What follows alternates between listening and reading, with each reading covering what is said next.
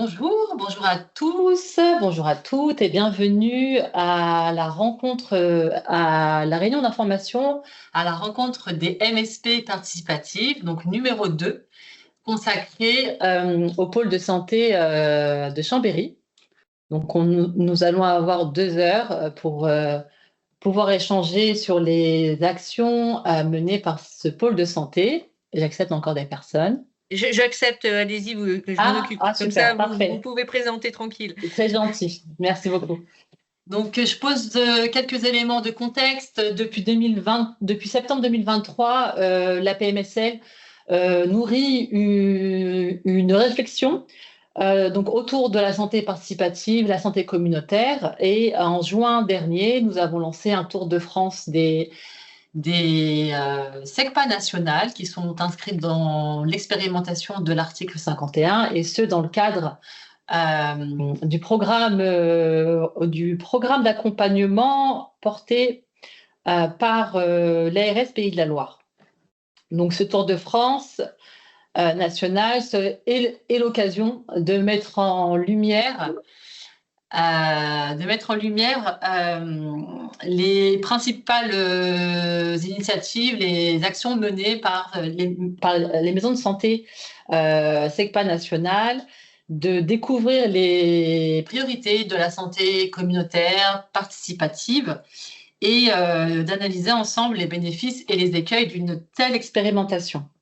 Donc, nous avons eu la chance d'interviewer la maison de santé de Chris-Bellert dans le nord de la France en juin dernier.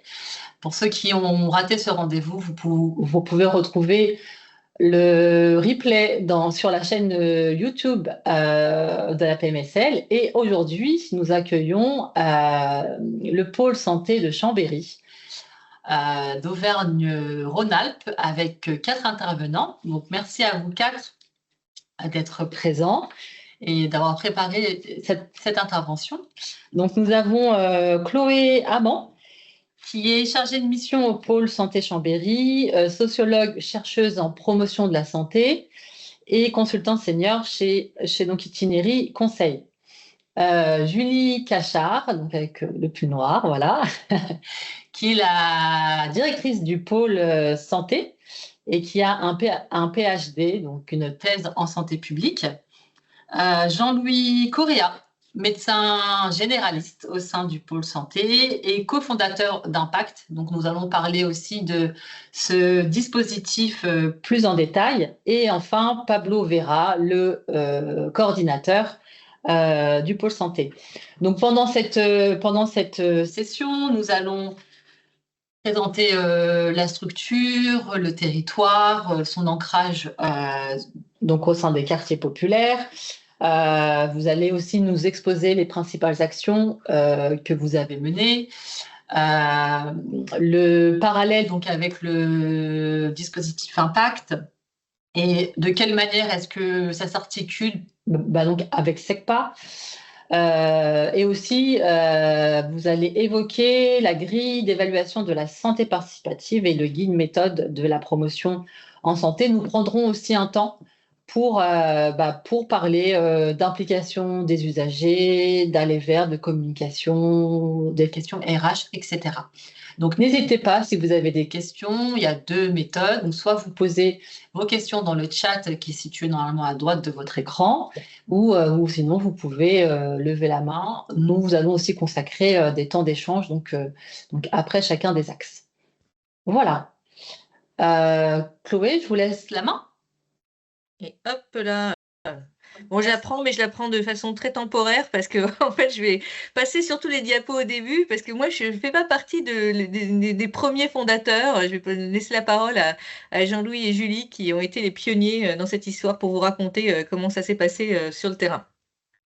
Hop là, il faut juste que je me mette sur la bonne diapo et vous dire un peu, du coup, c'est qui commence chez vous? On vous entend pas, faut remettre le micro. Alors peut-être vous avez coupé le micro à la régie. Voilà, c'est bon. Ça y est, vous nous entendez? C'est bon. Ok. À vous les Juste studios. avant qu'on commence. Ouais, super. Vous nous entendez bien? Le son est bon, ça va? Oui, très bien. Ok. Très bien. Juste pour repréciser sur ma fonction, je voulais vous dire aussi que je suis professionnelle paramédicale en tant que diététicienne tabacologue et que j'interviens dans le dispositif Impact en tant qu'intervenante clinique d'appui, qu'on appelle aussi accompagnatrice santé. Et on va vous expliquer plus en détail de quoi il s'agit. Avant ça, je vais passer la parole à Pablo et Jean-Louis pour présenter notre activité au pôle santé, comment est-ce que ça s'organise. Et on a choisi une année, qui est l'année 2023, pour essayer de vous donner une idée de comment on fonctionne. Donc peut-être déjà au niveau de notre territoire. Ouais. Tu y vas, Pablo? Allez. Donc, territoire de santé de 20 000 habitants. Donc, on a effectivement des interventions sur des quartiers prioritaires. Donc, on est à la fois une association de santé publique et une maison de santé, enfin voilà, composée d'une association et d'une CISA en tant que maison de santé multisite. Et donc, il y a le quartier des Hauts-de-Chambéry, donc sur lequel est implantée la maison de santé. Et on a aussi l'autre QPV de Chambéry sur lequel on a des missions, voilà, mais pas en tant que maison de santé multisite. Donc, voilà, donc 20 000 habitants, ça comprend à la fois le quartier prioritaire, le quartier vécu au sens large et les communes limitrophes, voilà, dont fait partie une partie de la patientèle. Et ça représente environ, donc les médecins généralistes de la maison de santé, ça représente environ plus de 5 000 patients, médecins traitants. Voilà, plus de 800 bénéficiaires directs cumulés des actions de prévention en santé, pour prendre l'exemple de l'année 2023, et une activité d'accompagnement social, de médiation santé, d'accès aux droits. Au niveau des professionnels de santé, donc voilà, il y a une grande diversité de professionnels. Plus d'une cinquantaine. Ça comprend à la fois les professionnels de santé qui sont associés de notre CISA, donc voilà, professionnels de santé au sens du code de santé publique. Mais il y a aussi, voilà, par exemple, les psychologues, puis toutes les professions type médiation santé, les fonctions de coordination, les enseignants en activité physique adaptée, voilà, pour donner quelques exemples. Voilà, et une équipe salariée. Donc le réseau, on va en parler un peu plus longuement tout à l'heure. Donc voilà, on développera donc effectivement voilà un fort ancrage territorial avec voilà les partenaires donc sur les QPV, divers types de partenaires. Sur les dispositifs clés et les expérimentations dont on est partie prenante. Donc on coordonne l'atelier santé ville. Donc là, c'est sur cette mission notamment qu'on est vraiment sur les deux QPV. Donc il y a un dispositif de promotion de la santé en quartier populaire, que vous connaissez peut-être. Qui, dans 9 fois sur 10, est souvent porté directement par les municipalités. Et dans notre cas, c'est notre association donc, qui a ce rôle voilà, de coordination de l'atelier santé-ville. 2 expérimentations article 51 en cours, donc IPEP et SECPA, donc, voilà, qui est l'objet plus spécifiquement du temps aujourd'hui. Et donc, le dispositif innovant, modélisé, prêt à être généralisé, qui est développé environ depuis 12 ans, donc le dispositif Impact, et qu'on va développer particulièrement. Voilà, c'est un dispositif intégré, territorial, participatif. Donc, pour voilà, schématiser, quand on va parler du pôle de santé, c'est vraiment à la fois la structure de soins, on va dire les effecteurs de soins de la maison de santé multisite, où on est effectivement une cinquantaine de professionnels qui travaillent de manière coordonnée en multisite. Mais c'est vrai que très tôt, on est resté investi dans une démarche qui était plus territoriale de prévention, promotion de la santé à l'échelle du quartier. Et dans ce contexte-là, on a noué tout un réseau de partenariats locaux pour pouvoir mener des actions, accompagner nos actions de soins et mettre en place des actions de prévention, promotion de la santé. Et c'est à ce titre-là qu'on s'est retrouvé porteur, là maintenant, depuis 2013-2014, de l'atelier santé-ville. C'est ça, en 2014. Et qu'on est à faire ce travail multipartenarial. Le dispositif Impact, dont on parlera un petit peu plus, c'est vraiment un peu le cœur de ce type d'activité-là, qui est un peu à la charnière entre des actions de soins et des actions de prévention, où très tôt, face aux situations relativement complexes qu'on pouvait rencontrer, on s'est dit, travailler seul, c'est pas possible, travailler en équipe, ça marche mieux, mais il y a besoin aussi de prendre en compte la dimension sociale, la dimension toutes les dimensions de la santé, on en reparlera un peu sur une approche santé globale, et qu'il fallait qu'on se donne ces moyens de pouvoir jouer sur tous les champs de tous les déterminants de la santé. Et c'est comme ça qu'on est venu à tisser ces partenariats et à faire vivre de manière aussi assez intense l'association de santé publique. Et les deux se répondent un peu en permanence, fonctionnent ensemble dans une même entité, un même objet qu'on appelle le pôle de santé.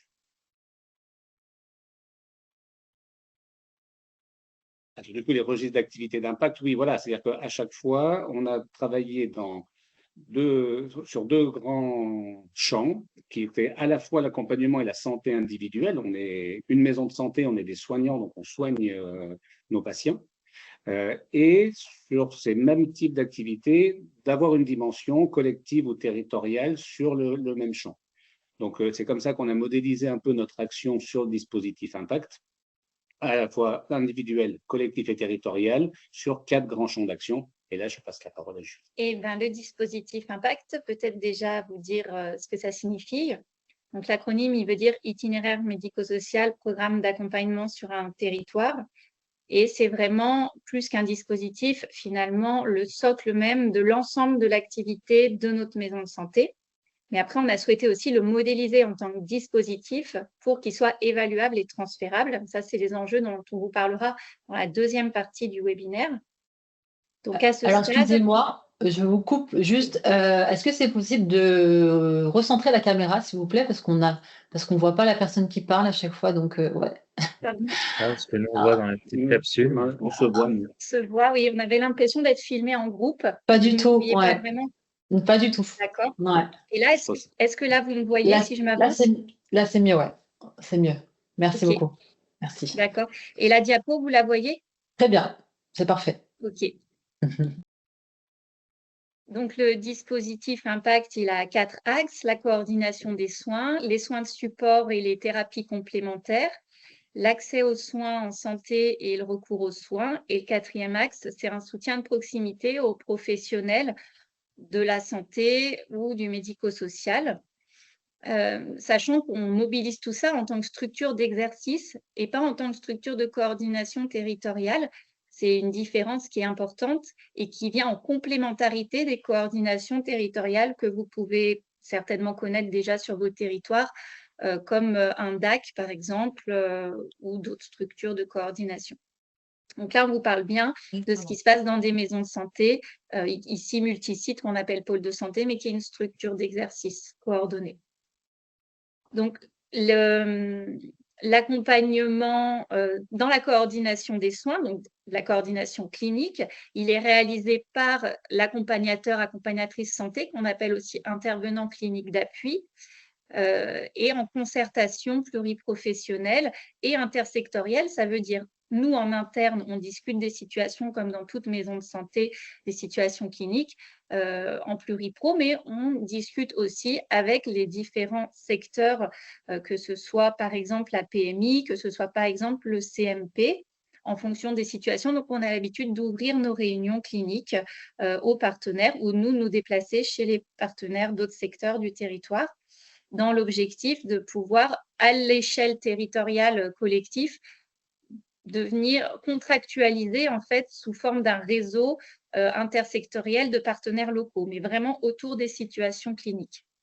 Ensuite, tout ce qui est de développer des offres de soins qui sont habituellement non remboursées ou mal remboursées pour un public en situation de précarité financière, c'était important pour nous dans le dispositif. Donc, il y a un certain nombre de consultations non conventionnées, comme par exemple de l'ostéopathie ou de la diététique, qui sont présentes dans le dispositif, aussi parce que c'était demandé par les patients. Et à l'échelle collective, on le propose aussi sous forme d'ateliers. Ça peut être par exemple un atelier cuisine, des groupes de travail qui incluent les patients concernés, par exemple un groupe de travail sur la douleur chronique qui va inclure dans la réflexion des patients qui sont concernés par cette pathologie pour nous aider à élaborer nos protocoles de soins. Et bien sûr, des séances thérapeutiques. On s'appuie beaucoup sur les programmes d'éducation thérapeutique du patient. Au niveau du pôle santé, on a 3 programmes, 3 thématiques en fait d'éducation thérapeutique du patient qui tournent de manière intégrée au dispositif Impact, donc de manière ouverte, participative et intersectorielle. au niveau de l'accès aux droits et du recours aux soins, on s'appuie beaucoup sur les 2 médiatrices de la structure, sur les accueillantes aussi des différents cabinets médicaux et sur des liens facilités avec, par exemple, la MDPH. Donc, quand je dis liens facilités, c'est dans l'objectif, au travers des situations cliniques, de créer du réseau qui finiront par devenir des moyens formalisés de travailler ensemble avec une convention, par exemple, avec la MDPH, de manière à ce qu'il y ait une facilité d'accès aux soins et aux droits pour les patients de la maison de santé.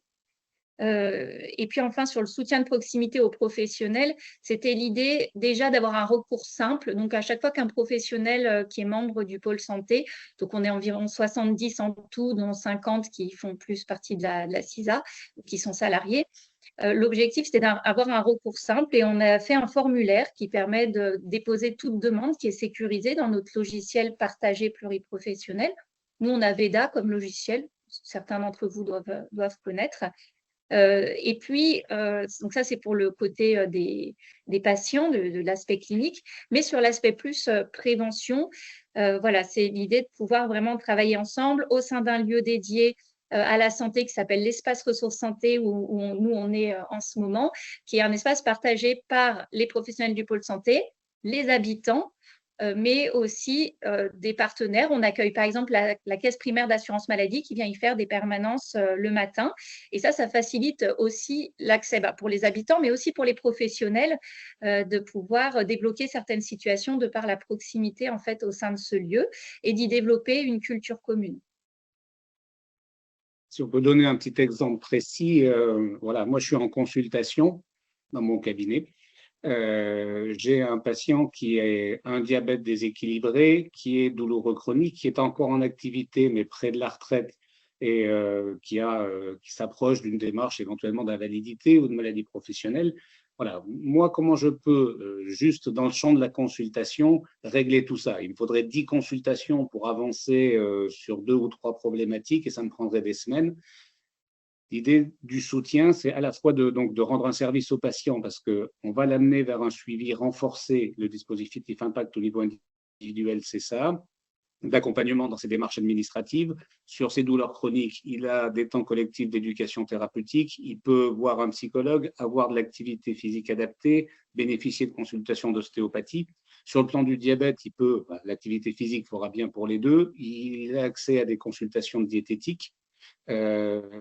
Et enfin, tout ça va se faire pour moi en tant que professionnel sur simple saisine. Je remplis une petite fiche dans mon logiciel partagé et le patient on lui propose le rendez-vous. Il va rencontrer donc l'accompagnateur santé ou l'intervenant clinique d'appui, on les appelle comme ça, qui va coordonner ce temps de parcours un peu parallèle par rapport au circuit traditionnel sur une période, on dit en général de 6 mois, mais qu'on peut renouveler, ça dépend un peu de la problématique. Et pendant 6 mois, c'est toute une équipe à la fois médicale, paramédicale, éducative, aide sociale, qui va le prendre en charge pendant 6 mois. Vous pensez bien que c'est un soutien important pour moi en tant que médecin généraliste que de me dire que j'ai toute cette équipe qui va s'en occuper et que quand je reverrai le patient dans 3, 4 ou 6 mois, il y aura tout un parcours qui aura été fait et qui sera tracé dans le dossier du patient. Donc, c'est qu'on a un peu toutes les prestations possibles autour des parcours complexes. On a l'aide administrative, on a les soins de support et c'est intégré dans la prise en charge d'équipes, de maisons de santé et intégré au logiciel partagé. Et tout ça se fait en concertation dans une prise en charge d'équipe telle qu'on peut l'imaginer dans une maison de santé. Oui, c'est important de préciser que tout ce qu'on vous présente, c'est fait dans la maison de santé par les professionnels de la maison de santé. C'est certainement la différence peut-être avec ça. Voilà, ça peut vous faire penser à d'autres dispositifs, mais celui-ci, il est interne. J'avance un petit peu du coup pour montrer un peu à quoi ça ressemble. À une grosse cellule, en vérité. Oui, je crois que ce schéma, on l'a beaucoup aimé quand la graphiste nous l'avait proposé parce que donc il y a effectivement une maison de santé. On est très clairement implanté sur un territoire qui est vraiment notre quartier, quoi. On est sur le quartier. Derrière, il y a effectivement ce côté un peu d'organisme vivant parce qu'on va nouer des partenariats avec des structures associatives, sportives, et puis de temps en temps, ça va disparaître parce que dans la vie du quartier, l'association disparaît, mais il y en a une autre qui arrive. Donc il y a vraiment ce côté mouvant de la cellule, de l'organisme vivant, qui est vraiment l'interaction du réseau local qu'on met en place, qu'on anime sur le quartier. Et il y a au cœur de cette maison de santé le dispositif Impact, qui est vraiment un peu une sorte de colonne vertébrale dans notre organisation, où quelle que soit la thématique, quelle que soit la problématique, on sait qu'on peut adresser à l'espace ressources santé dans le lieu dédié, et que en fait toute l'équipe qui est là a cette habitude et cette formation de décortiquer un peu la situation avec le patient, parce qu'on parlera un peu plus loin de la démarche participative, de dire voilà, quelles sont les priorités du patient, quelles sont les priorités en termes de santé, quelles sont les possibilités qu'on a au sein de l'équipe, qu'est-ce qu'on va devoir chercher comme ressources à l'extérieur. Et donc chaque situation dite complexe est prise en charge là, et on prend les choses au fur et à mesure, toujours selon les souhaits du patient, et ça permet comme ça de les faire avancer. Donc on a vraiment ce côté, la maison de santé, une structure juridique posée avec son fonctionnement, mais qui interagit beaucoup avec le quartier et qui a en son sein ce dispositif qui permet d'aborder toutes les situations qu'on pourrait laisser de côté. Hein. La complexité, c'est des fois plus simple de ne pas l'avoir en consultation. Si on n'a pas le temps de s'en occuper, si on n'a pas les ressources pour, eh ben, on glisse dessus, hein, on fait une ordonnance et puis on dit au patient, allez, au revoir, on se revoit dans 3 mois. Là, on a la possibilité de dire, bon, c'est compliqué, mais on va faire quelque chose, et c'est là où on s'adresse à l'équipe. C'est en ça que le dispositif est structurant pour l'ensemble de notre activité, et c'est ça qui nous a fait entrer dans SECPA, si on doit. Ouais, je pense qu'on peut rajouter quelque chose que la modestie vous empêche de mettre en avant, mais je pense qu'il y a aussi cette dimension d'être sur une approche pas seulement individuelle, mais sur une approche collective et communautaire en fait de la santé. C'est que finalement, c'est pas juste une personne qu'on prend en charge dans un parcours, mais il y a beaucoup d'ateliers collectifs, il y a beaucoup justement de comment est-ce qu'on renforce le pouvoir d'agir individuel et collectif des personnes. Et je pense que ça, c'est quand même une grande force aussi, et que cette structuration autour d'un lieu identifié avec une équipe qui est là pour vraiment co-élaborer avec les patients, ça fait pas seulement de la prise en charge individuelle, ça fait vraiment du renforcement du pouvoir d'agir et une approche très collective en fait des difficultés. Mais je pense que ça, c'est vraiment quelque chose qui est très, très spécifique aussi d'impact. Je passe à la diapo suivante peut-être. Oui. Voilà, c'est version plus détaillée. Version indigeste. On s'amuse beaucoup. Hein. Alors oui, ça fait partie d'un travail qu'on avait fait en 2015 avec l'ANAP. 2017. 2017, ah ouais, qui avait commencé en 2015, puis qu'on en avait abouti un peu à ça en 2017. C'était sur un travail de cartographie, en fait, de l'action. Ça se veut une cartographie un peu dynamique ou fonctionnelle, où autour du patient, il y avait, alors tout ce qui est rouge, c'est plutôt le soin, tout ce qui est bleu, c'est plutôt l'offre médico-sociale. Et il y avait bien sûr, nous, notre maison de santé avec un binôme, en fait, qui propose les soins aux patients, même un trinôme, entre le médecin traitant, l'intervenant clinique d'appui, qui est un professionnel de santé qui va s'occuper de la coordination de parcours au sein du dispositif, et l'agent de médiation qui est le liant, hein, qui va faire le lien entre l'usager, les professionnels de santé, les structures médico-sociales. On a nos ressources internes à la maison de santé. On a quelques professionnels qui gravitent autour du pôle de santé sans forcément en être membre, mais avec qui on est en lien aussi. Et puis, on peut faire le lien avec toutes les structures. Alors là, c'était la maison des réseaux qui est porteuse du DAC, hein, tout ce qui est les dispositifs d'appui à la coordination. Derrière, à certains moments, on les a rencontrés encore la semaine dernière, parce que sur certaines situations, on pensait notamment aux pathologies neurologiques déficitaires, hein, une maladie de Parkinson très évoluée, à des implications qu'on ne peut pas forcément gérer en pôle de santé. On peut, à ce moment-là, on va passer le relais à des structures plus équipées. On a beaucoup recours à l'équipe mobile de gériatrie sur des personnes âgées en perte d'autonomie. Et puis, on a du coup tout le versant social avec qui on est beaucoup en lien. Alors, les assistantes sociales de secteur qu'on rencontre régulièrement sur les situations, les mandataires judiciaires. Alors, à chaque fois, si vous voulez, autour de l'usager patient, il y a les soignants de proximité. Et puis, plus on s'éloigne du cercle, plus on a des liens, enfin moins les liens sont étroits, mais entre médecins traitants, intervenants cliniques d'appui, agents de médiation, les assistantes sociales, les mandataires judiciaires, on est vraiment dans une coopération qui, depuis 12 ans maintenant que le dispositif existe, est vraiment dans des habitudes de travail et une proximité qui se fait vraiment de manière très fluide. Et on l'espère à certains moments plus efficace. Et ça permet aussi de se dire, en faisant cette cartographie, que juste à l'échelle d'un quartier, il peut y avoir énormément d'intervenants potentiels autour d'une situation et que c'est là aussi la complexité. Ce n'est pas toujours la situation du patient qui est complexe, c'est aussi l'organisation du système.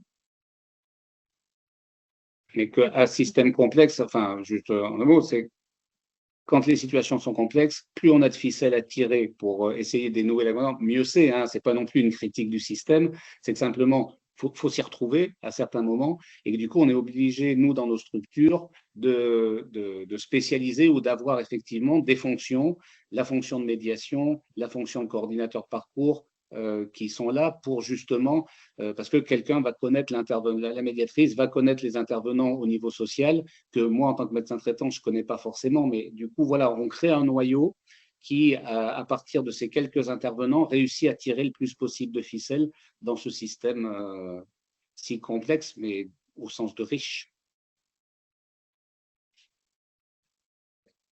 Ça, c'est pour illustrer effectivement l'ancrage territorial et le fonctionnement du pôle de santé, en fait. Donc là, on n'est pas typiquement, spécifiquement autour d'une situation individuelle, mais plus sur une démarche territoriale et participative de prévention et comment on va faire du lien avec beaucoup d'acteurs et les habitants pour créer une démarche de prévention. Donc, sachant que, voilà, donc là, on est parti sur l'exemple de Post-Famille, donc qui est une action qui a commencé à se lancer il y a environ maintenant 3-4 ans. Alors, il y a eu plusieurs étapes, on ne va pas forcément pouvoir tout détailler là. Mais voilà, donc l'idée, c'était de faire une action de prévention suite à un diagnostic partagé avec des partenaires du territoire, la PMI par exemple, sur la consommation d'écran chez les moins de 6 ans. Et donc, voilà, les questions de santé que ça pouvait poser. Et en même temps, on avait aussi constaté la limite qu'il pouvait y avoir de certains messages de santé publique qui alertent, mais voilà, en promotion de la santé, voilà, on va dire, qui n'induisent pas des changements de comportement. Voilà, par exemple, quand on dit zéro écran chez les moins de 3 ans, c'est pas forcément adapté au quotidien de passer au zéro écran, c'est pas forcément entendable par tout le monde. Voilà. Et donc, et les outils qui étaient à disposition n'étaient pas forcément adaptés non plus. Donc, on a fait du lien, par exemple, avec l'IREPS, aussi avec les écoles, avec le service petite enfance de la ville, pour créer un outil pour faire des ateliers avec les parents autour de ces écrans, donc chez les 0-6 ans, donc pour aborder le sujet avec les familles. Et actuellement, donc, il y a des ateliers qui se mettent en place au sein des écoles, au sein des crèches, auprès des parents. Et donc, ils sont co-animés souvent donc, par une coordinatrice du pôle de santé et avec un intervenant d'un partenaire du territoire, souvent le programme de réussite éducative ou le service petite enfance de la ville, par exemple. Ce qui a été mis en place, c'est qu'en fait, il y a des kits qui sont remis en fin d'atelier. C'est un peu des outils pédagogiques pour les familles, pour les enfants, pour montrer des idées d'activités pour les 0-3 ans ou les 0-6 ans, d'activités sans écran, en fait. Et ces kits, en fait, ils sont fabriqués donc, par des habitants, par des bénévoles, donc d'une association d'habitants, rattachés à un centre, un espace de vie sociale, donc Vivre ensemble à Pugné, donc ce qui permet qu'il y ait une implication des habitants dans la dynamique. Et après, ce qui est aussi important dans ce projet, c'est la posture. Voilà, la posture des intervenants, c'est quelque chose qui est souvent souligné par les parents. Donc voilà, qui disent on n'a pas peur du jugement, il n'y a pas de culpabilisation. Donc une posture qui se traduit, pas être sur des injonctions très radicales, plutôt informer, favoriser les bons usages.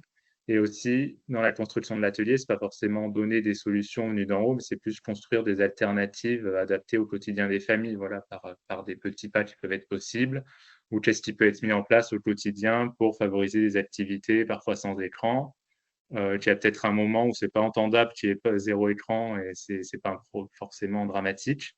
Que les écrans aussi, quel type d'usage des écrans, ça peut être des usages différents aussi. Et ça, en fait, cette posture, ça va aussi amener les parents à construire un lien de confiance et ils vont aussi s'investir dans une continuité sur cette action. Et ça a pu donner lieu à d'autres ateliers par la suite autour de la parentalité et autour d'autres projets de parentalité, mais qui étaient plus larges que la seule question des écrans. Voilà. Par exemple, ils ont voulu aborder la question de la posture parentale, des émotions. Et donc, on a mis en place d'autres ateliers de prévention par la suite, des temps d'échange, en fait, entre parents et avec des professionnels comme des psychologues, par exemple. Rajouter là-dessus. Non, c'est très bien. Une très belle action. Donc là, c'est plus pour illustrer la partie comment ça peut se manifester, la partie parcours individuel et accompagnement individuel, vu qu'on a fait, voilà, sur la diapo précédente, c'était sur le territorial et la prévention. Donc plus sur un parcours individuel et comment ça s'intègre avec un fonctionnement de maison de santé classique, ce dispositif interne. Alors, je souligne juste que ce que vous avez sous les yeux, c'est une page de notre rapport d'activité. Oui. On a fait un rapport d'activité tout à fait original cette année. Je salue l'équipe qui s'en est occupée parce que c'est une forme de petit livret qui racontait l'histoire d'une famille habitant sur le quartier. C'est très parlant. Et là, c'était sur la question de la prise en charge des personnes âgées. On est sur le côté gériatrique. Toute la question, c'est une gradation de la prise en charge. Je pense que là où notre force, c'est quand même d'être des professionnels de première ligne et que les patients, on va les suivre sur leur parcours pendant 15, 20, 30 ans. Moi, il me reste 14 ans à faire et puis après, j'espère que j'aurai un successeur qui prendra la suite. Donc, on est vraiment dans une prise en charge sur la durée et qu'il faut pouvoir adapter au moment précis où la situation là où elle en est, quoi. Donc là, sur les parcours gériatriques, c'est sûr qu'on a des personnes âgées qui ont soit pas de pathologie particulière ou qui ont une petite hypertension. Ils vont venir nous voir tous les 3-4 mois, on renouvelle leur traitement.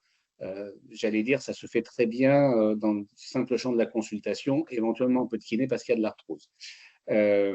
C'est sûr que là, on est sur une prise en charge classique, on va dire, et assez simple. Après, ce que moi j'avais noté déjà dans ma pratique, c'est qu'effectivement, quand il y a une petite dégradation, perte d'autonomie, mais sur un mode de dégradation cognitive, pour un patient dont je renouvelle le traitement, je le vois 20 minutes tous les 3-4 mois, ça fait 1 heure à 1 heure et demie par an. C'est pas facile sur ce temps-là. On a beau dire que le médecin traitant connaît, c'est celui qui connaît le mieux les patients. Bah, franchement, quand on voit quelqu'un 1 heure et demie par an, pas dire qu'on le connaît très bien. Donc, il y a des fois des retards sur les diagnostics dans les dégradations cognitives. On est dans un champ de conversation que les patients tiennent des fois pendant longtemps. Donc là, on a une IPA qui intervient et qui est dans le suivi des patients en parallèle avec le médecin et qui fait chaque année le suivi des pathologies chroniques quand il y en a, et puis un des tests pour repérer le plus précocement possible les déficiences cognitives débutantes. Derrière, s'il y a le moins de soucis, on va activer tout notre dispositif. On a donc l'activité physique adaptée, les ateliers équilibre, des groupes de socialisation, de parole, éventuellement le psychologue s'il y a des éléments dépressifs. On a toutes les ressources dont on vous a parlé tout à l'heure. Et puis, si la situation continue, puis le temps passe, la situation peut continuer à se dégrader.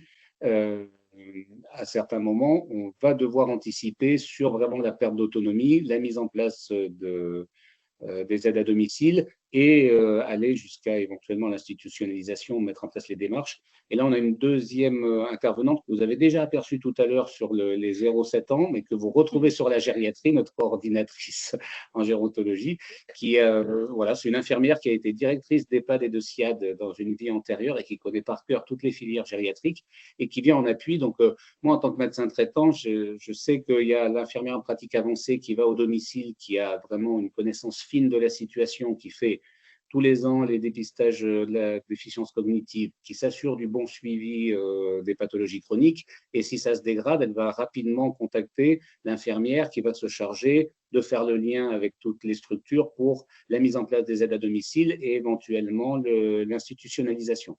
Donc, voilà, sur un parcours d'une personne autour de 60-65 ans qui commence à débuter un peu d'hypertension ou un peu de diabète, jusqu'à la personne de 80-90 ans qu'il faut mettre en institution, on a comme ça un parcours balisé où finalement, moi, en tant que médecin traitant, je ne suis jamais seul et où on a toujours le lien avec les structures autour de nous dans le quartier pour faire face à la difficulté éventuelle. Voilà un exemple de parcours qui est assez parlant. Puis sur la gériatrie, c'est tellement répandu que c'était bien de vous présenter ça. On peut faire un petit point là, parce qu'après, on va vous parler un peu des démarches de participation des usagers qui peuvent être un peu plus spécifiquement développées. Mais si vous avez des questions, des remarques, des réactions, on est preneur.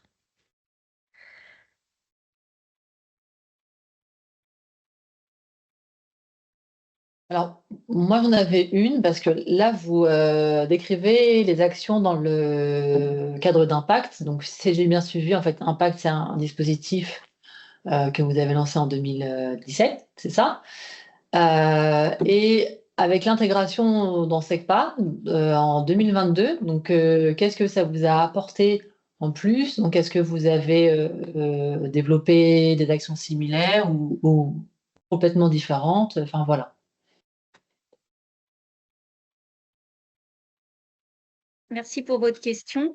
Donc, pour précision, le dispositif Impact, on l'avait inventé il y a un peu plus de 10 ans maintenant, donc c'est encore plus vieux que Encore plus. 2017. 2014. Okay. C'est ça. Et bien en 2017, il y a eu une année vraiment importante où à Chambéry, on avait organisé les journées nationales de la participation en santé dans les maisons et centres de santé de proximité. Et donc, ça a été à cette occasion, à la fin de ces journées où il y avait près de 200 personnes qui étaient réunies, alors il y avait des équipes, mais il y avait aussi des collectivités, des ARS, etc., de se dire qu'il y avait quelque chose à construire autour de ces questions de santé participative. Et c'est dans les suites de ce séminaire, ça a pris un peu de temps, mais que s'est construit le cadre de SECPA. Et ensuite, au moment d'intégrer SECPA, pour nous, dans cette structure, comme on avait cette antériorité-là, on a juste eu à remplir l'appel à manifestation d'intérêt. Ça s'est fait tout seul, en fait. On a expliqué notre fonctionnement et on avait la chance déjà de cocher toutes les cases, mais parce qu'aussi le cahier des charges SECPA s'est construit autour de structures comme la nôtre. D'accord. Donc, ce que ça a changé principalement pour nous, en dehors du fait qu'on n'a eu à tordre aucun projet, ce qui est très rare quand on rentre dans un nouveau cadre expérimental, d'avoir vraiment rien à toucher à son fonctionnement, c'est un financement beaucoup plus adapté à la réalité de la pratique et des dispositifs, puisque la principale difficulté de la santé participative hors SECPA, c'est quand même bien son financement, en tout cas pour nous, structures qui étions déjà participatives. Je ne sais pas si ça répond à votre question. Vous imaginez pas les efforts que ça a été depuis 2012 pour faire vivre ce dispositif. C'est-à-dire que là, dans SECPA, on arrive à avoir des financements qui se voulaient dans un premier temps sécurisés pour financer ce type de fonctionnement. Mais depuis 2012, on a fonctionné sur des crédits expérimentaux de l'ARS. Derrière, ils allaient être payés. On est entré dans un appel à projet de l'ANAP qui nous a permis de tenir encore un petit peu.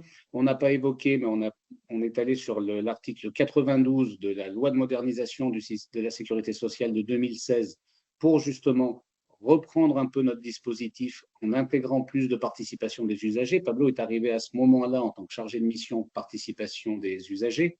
C'est ce qui nous a permis de tenir. On est allé après sur l'article 51 IPEP, et jusqu'à ce qu'on arrive un peu à SECPA. Donc, en fait, ça fait effectivement, le dispositif existe depuis maintenant une douzaine d'années, et depuis une douzaine d'années, l'idée, c'est de dire, on a ce fonctionnement-là. Pour nous, revenir en arrière serait impossible, si vous voulez. Quand on arrive à produire ce niveau de service en santé aux patients avec ce confort d'exercice-là, revenir en arrière, ça nous fait très peur. Mais depuis 12 ans, c'est une bataille perpétuelle pour arriver à un financement pérenne. Et c'est là où, effectivement, SECPA est important pour nous. Donc, on est très attentif à ce qui se passe dans le SECPA. Et c'est aussi pour ça qu'en parallèle, mais depuis déjà bien avant SECPA, on avait fait ce travail de modélisation, parce que du coup, mettre en place un dispositif, c'est une chose, mais c'est de le modéliser. Et avec l'IREPS et avec Chloé, donc faire un travail de transférabilité pour dire d'évaluation d'abord et de transférabilité. Parce qu'on nous a dit, si on vous finance, l'ARS, notre ARS nous a dit ça, si on vous finance sur ce projet-là, et si une autre structure arrive en me disant, je voudrais être financé pour le même projet, sur quelle base est-ce que je lui dis oui ou non? Et donc, nous, on a commencé ce travail de modélisation-là, on l'a commencé en 2014. Donc voilà, il y a aussi tout ce travail-là qu'on va vous présenter. Et SECPA, finalement, pour nous, c'est une étape qu'on espère stable et définitive. Mais oui, voilà. nous aussi. OK. Madame Bonaval, Merci. vous aviez une question? Donc, Béatrice Et- Bonaval, qui Oui, est en fait, notre ARS j'ai eu Pays en d'Aloire. partie, j'ai eu en partie la réponse parce que je voulais parler un peu des financements parce que vos intervenants cliniques d'appui, là, ils sont salariés, j'imagine, de la structure, non?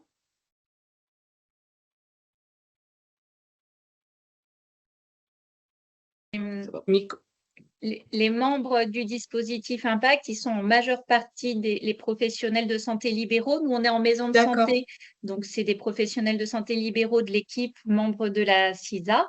Et donc, on a une grille tarifaire qui permet d'indemniser ce travail-là, qui est effectivement pas dans les nomenclatures, dans les Ouais, bah conventions oui. CPAM. Par contre, une autre partie du personnel est salariée, comme par exemple les médiatrices santé ou les accueillantes. D'accord. Et donc, c'est ces personnes salariées, en fait, que vous financez là via SECPA et auparavant via d'autres dispositifs et potentiellement des subventions ARS, quoi. Alors, on finance et les salariés et les professionnels libéraux via SECPA, donc les deux sont Ouais. possibles sur Ouais. SECPA. Mmh. Et effectivement, notre dispositif, il est allé de financements expérimentaux et non pérennes à d'autres financements expérimentaux et non pérennes. Il est parfois plus facile d'expérimenter ou d'être dans un cadre expérimental pour financer ce que l'on fait que de pérenniser, malheureusement. C'est en tout cas le constat qu'on peut faire depuis 10 ans. Et nous, notre objectif, c'est justement de pouvoir dire qu'on a déjà amené la preuve de l'efficacité, on a amené les principes d'action aussi, les principes d'intervention, Chloé en parlera mieux que moi. À quel moment est-ce qu'on peut passer tout ça dans quelque chose de l'ordre du droit commun ou d'un conventionnement différent pour ne pas continuer aussi à se fatiguer à expérimenter quelque chose finalement dont on sait que ça marche. Alors, on espère que SECPA, c'est un peu la der des expérimentations sur la santé participative. En tout cas, nous, c'est notre point de vue d'acteurs de terrain. OK, merci. Merci. Je précise, les participants, si vous souhaitez prendre la parole, vous pouvez le faire directement ou vous pouvez sinon poser vos questions via le chat. Pas d'autres interventions?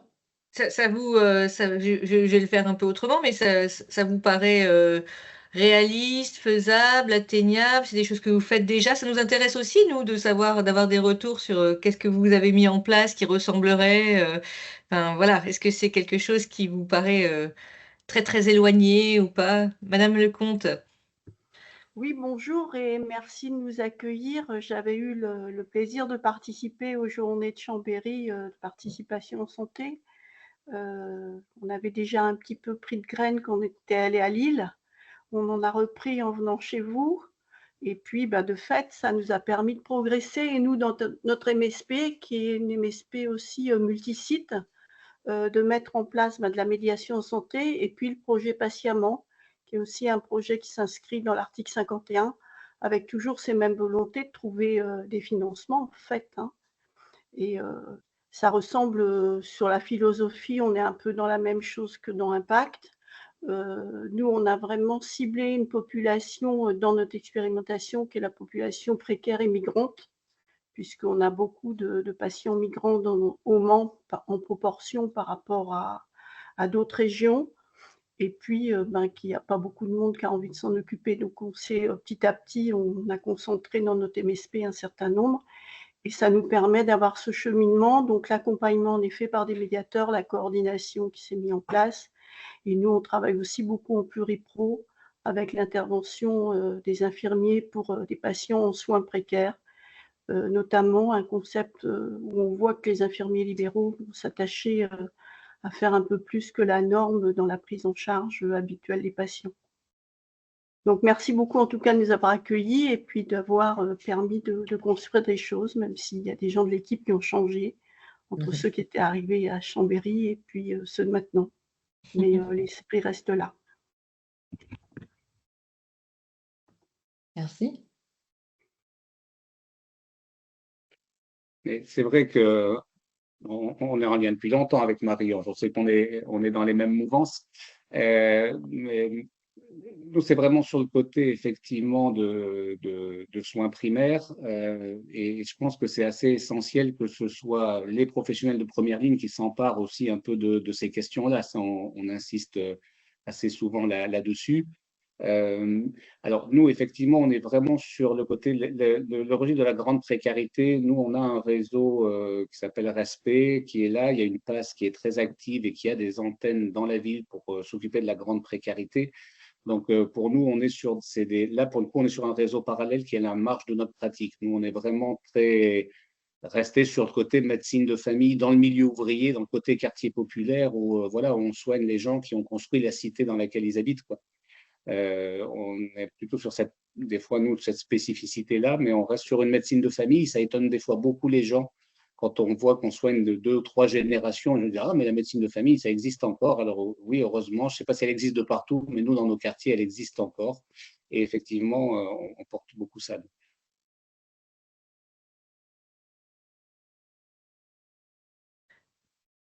Alors, on va vous proposer effectivement un petit développement autour de la question de la participation spécifiquement et du développement du pouvoir d'agir. Donc, Pablo, je pense que tu peux… Ah, Marie-Ange, vous vouliez réagir?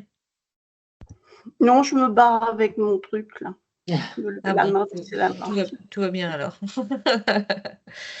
Attendez, je peux le faire pour vous. C'est bon.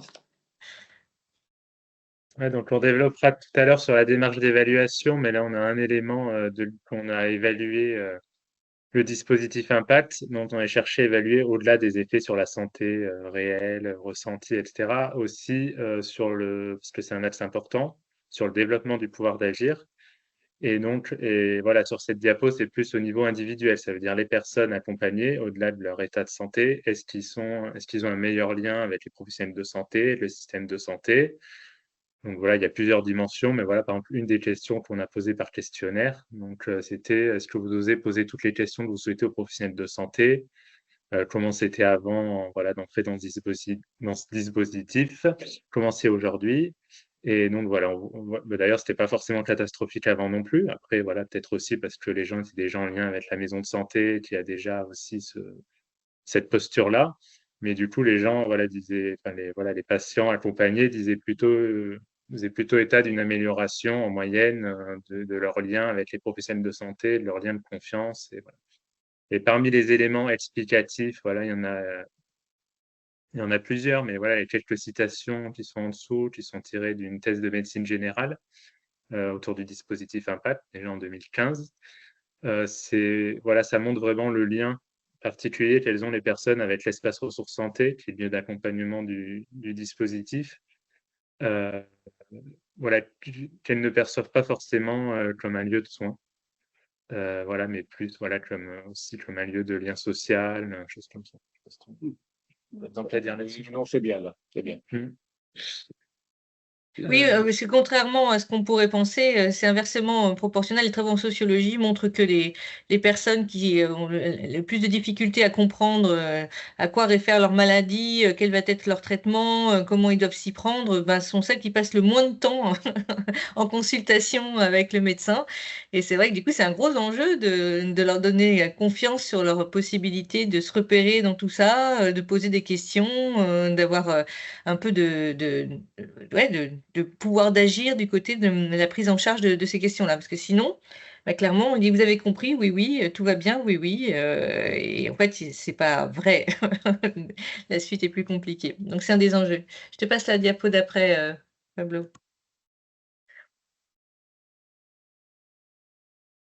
Merci.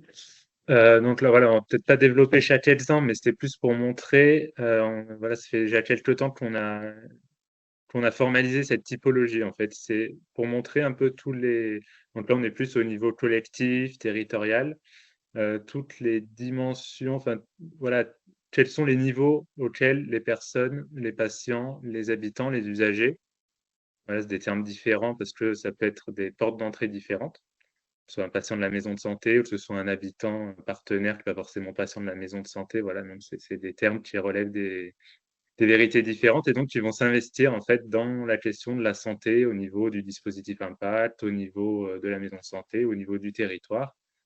Et donc, voilà, avec des exemples qui ont été vécus au sein du pôle santé Chambéry. Donc, à la fois des habitants qui peuvent s'investir vraiment dans l'aide individuelle entre usagers, par exemple, le fait de mobiliser une patiente experte sur une consultation douleur, voilà, en complément des professionnels de santé. Des habitants qui ont très envie d'aider le pôle de santé, de faire le lien avec les partenaires du territoire, donc qui vont être le lien, par exemple, entre la maison de santé, le pôle de santé et puis les centres socioculturels. Des patients habitants qui ont déjà été associés à des temps de travail pour réfléchir sur l'organisation de l'offre en santé. Donc là, on est vraiment au niveau territorial. Donc, par exemple, au niveau de la maison de santé, au niveau du dispositif Impact, on a des dispositifs d'offres d'activités physiques adaptées, mais qui ont une durée forcément limitée puisqu'on n'est pas club sportif ou centre social.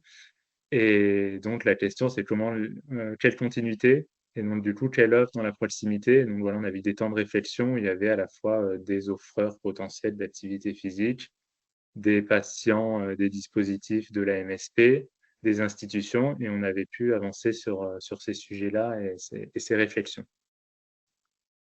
Dans la construction, l'animation, l'évaluation de l'offre de soins collective, là, concrètement, voilà, Julie l'a mentionné tout à l'heure, voilà, des patientes qui sont investies pour monter et co-animer des groupes d'éducation thérapeutique autour des douleurs chroniques. Le relais et le plaidoyer. Alors ça, c'était pas forcément une demande qui venait des professionnels, c'est vraiment une demande qui a émergé des habitants, voilà, et des usagers qui disent à chaque fois, tiens, là, ce qu'on vit dans le dispositif, c'est vachement intéressant, il faut le faire connaître à la fois sur le territoire, et il faut le faire connaître ailleurs. Alors voilà, nous, dans le milieu du soin et de la santé, l'aspect communication et faire connaître, on se pose toujours des questions sur quel est notre rôle là-dedans, voilà, les lois qui encadrent tout ça. Donc, du coup, voilà, après, mais à la fois, en même temps, valoriser ce qu'on fait, comme on peut le faire aujourd'hui, c'est aussi quelque chose d'intéressant. Et donc, voilà, donc après, c'est dans le dialogue, on a essayé de mettre en place un groupe de travail communication et voir qu'est-ce qui était possible et qu'est-ce qui était censé, et puis aussi avoir le retour des habitants sur les outils de communication. Mais en tout cas, voilà vraiment la volonté là, qu'on présentera après de transfert du dispositif sur d'autres lieux, etc. C'est beaucoup porté chez nous, souvent par les habitants eux-mêmes, voilà, qui sont vraiment qui réfléchissent aussi sur l'intérêt général au-delà de leur quartier. Voilà, des temps de réflexion aussi sur vraiment l'évolution des pratiques professionnelles. Donc, j'ai eu des groupes de pairs entre patients qui réfléchissaient sur le lien soignant-soigné, qui ont pu exprimer et formaliser des besoins. Et donc, tout cet investissement, ça va jusqu'à la gouvernance. Donc, avec très concrètement, dans notre vie associative, donc, des habitants qui peuvent adhérer à l'association, qui du coup peuvent participer aux AG, puis être membres du CA, membres du bureau. Et aujourd'hui, notre président et notre vice-président sont des habitants, représentants d'habitants. Voilà, donc c'est là que la forme associative, elle est intéressante en complément d'une CISA, parce qu'elle permet vraiment de formaliser ce rôle-là des habitants. Mais c'est vrai que quand on parle de participation, des fois on pense effectivement un peu à l'aspect gouvernance, ça peut faire un peu peur, ou à l'aspect un peu questionnaire, consultation des usagers. Mais un peu notre expérience et aussi ce qui avait été relevé lors des journées de 2017, c'était de montrer comment il y a une multiplicité de niveaux différents sur lesquels il peut y avoir de la participation à l'échelle collective et territoriale. En fait. Et plus concrètement, en fait, ça concerne combien d'habitants patients? Parce qu'on se rend compte que sur le terrain, il y a certaines maisons de santé ou de centres de santé qui ont du mal à mobiliser les patients, les usagers, et que pour les faire participer, donc aussi bien dans les ateliers que dans l'activité même en fait de l'association, c'est compliqué. Donc comment ça s'est passé chez vous? En fait, déjà, c'est les outils qu'on peut mettre en place. Mais oui, par exemple, on permet déjà qu'il y ait une adhésion à l'association, ça permet déjà de le proposer, ça permet que les personnes viennent à l'AG. À partir de là, on peut créer des choses. C'est aussi, moi, je pense, ce qui fonctionne aussi, c'est c'est aussi ce qu'on décrivait tout à l'heure sur le pouvoir d'agir, c'est le fait d'avoir un lien avec les soignants, avec les professionnels de santé, avoir un lien différent à travers des lieux, voilà, tiers-lieux comme l'espace ressources santé, qui ne sont pas un lieu de soins classique. La consultation classique, ça va créer un état d'esprit et un lien de confiance qui va être très différent. Et en complément de ça, c'est aussi des fonctions spécifiques, la médiation santé, l'intervenant clinique d'appui, voilà, qui vont avoir une posture différente, un lien différent, qui vont faire l'intermédiaire un peu entre le monde du soin classique et les patients usagers. Donc ça, je pense que c'est tous des aspects qui sont vraiment facilitants. Et jusque dans la posture de soins, c'est une des grandes réussites d'Impact, c'est qu'on a quand même des gens qui rentrent comme patients qu'on va étiqueter en situation médico-sociale complexe, qui bénéficient d'un parcours de soins et de prévention, et qu'à l'issue de ce parcours, ils restent au sein du dispositif, non plus comme bénéficiaires, mais comme usagers participants aux actions. On a des patients qui se sont retrouvés membres du bureau de l'association, là où ils étaient entrés dans le dispositif en tant que patients en situation médico-sociale complexe. Vous voyez comment on peut changer d'étiquette à certains moments. C'est une belle promotion sociale. Sur ce pouvoir d'agir et sur ce lien très particulier qu'on construit avec les habitants et les patients, alors usagers, patients, habitants, qu'on construit au sein de nos dispositifs. Et juste pour vous répondre en données chiffrées, parce que je crois que c'était aussi la question. Donc là, actuellement, il y a 8 bénévoles qui ne sont pas professionnels de santé, qui sont dans la gouvernance à différents niveaux du pôle santé.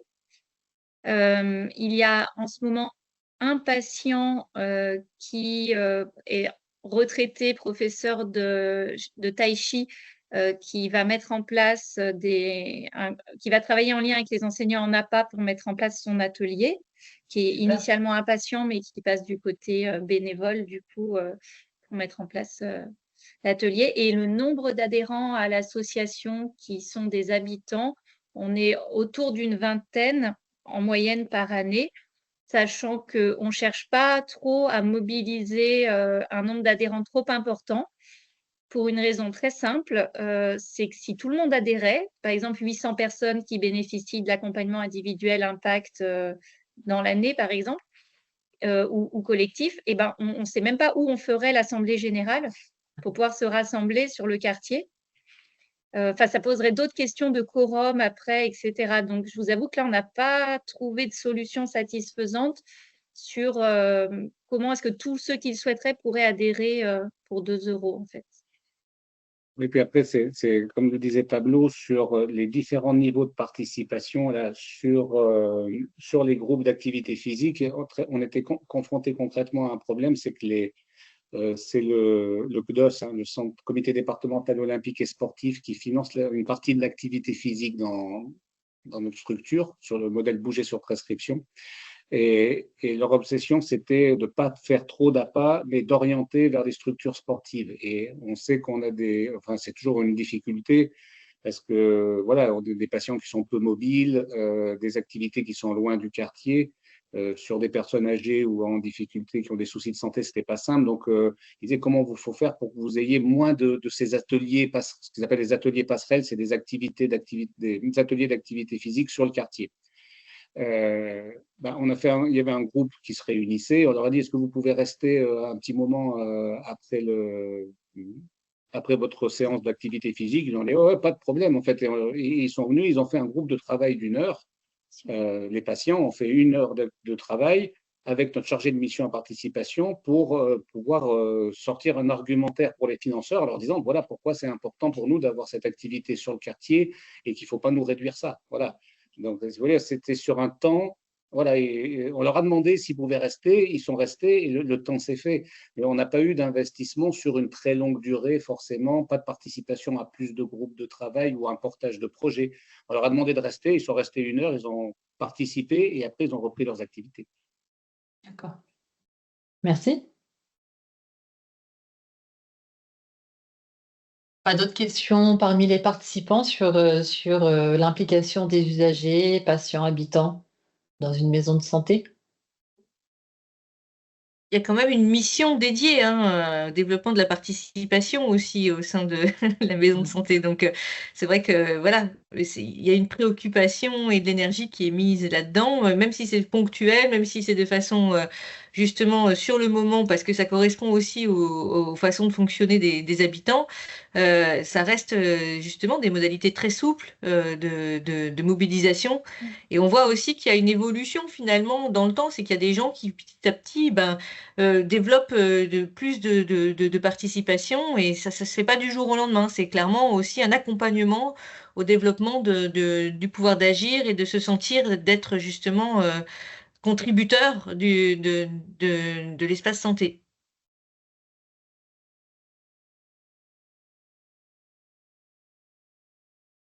C'est bon pour tout le monde? Est-ce qu'il y a des questions complémentaires par rapport à ça, ou des remarques, des réactions?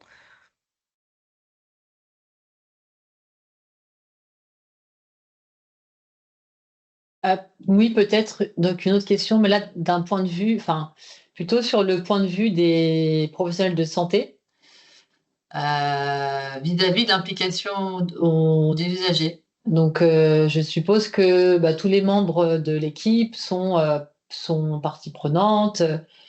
J'ai cru comprendre que certains professionnels de santé avaient un peu plus de difficultés sur le fait d'avoir des patients partenaires, des patients experts, des patients pairs.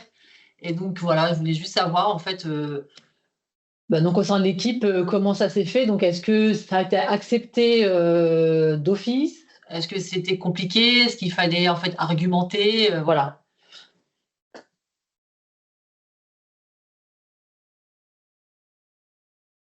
Merci pour cette question. Moi, je la trouve importante. J'en ai même fait une thèse de santé publique. Alors, J'ai vu, ouais. Je ne l'ai pas encore lu, mais je l'ai vu déjà.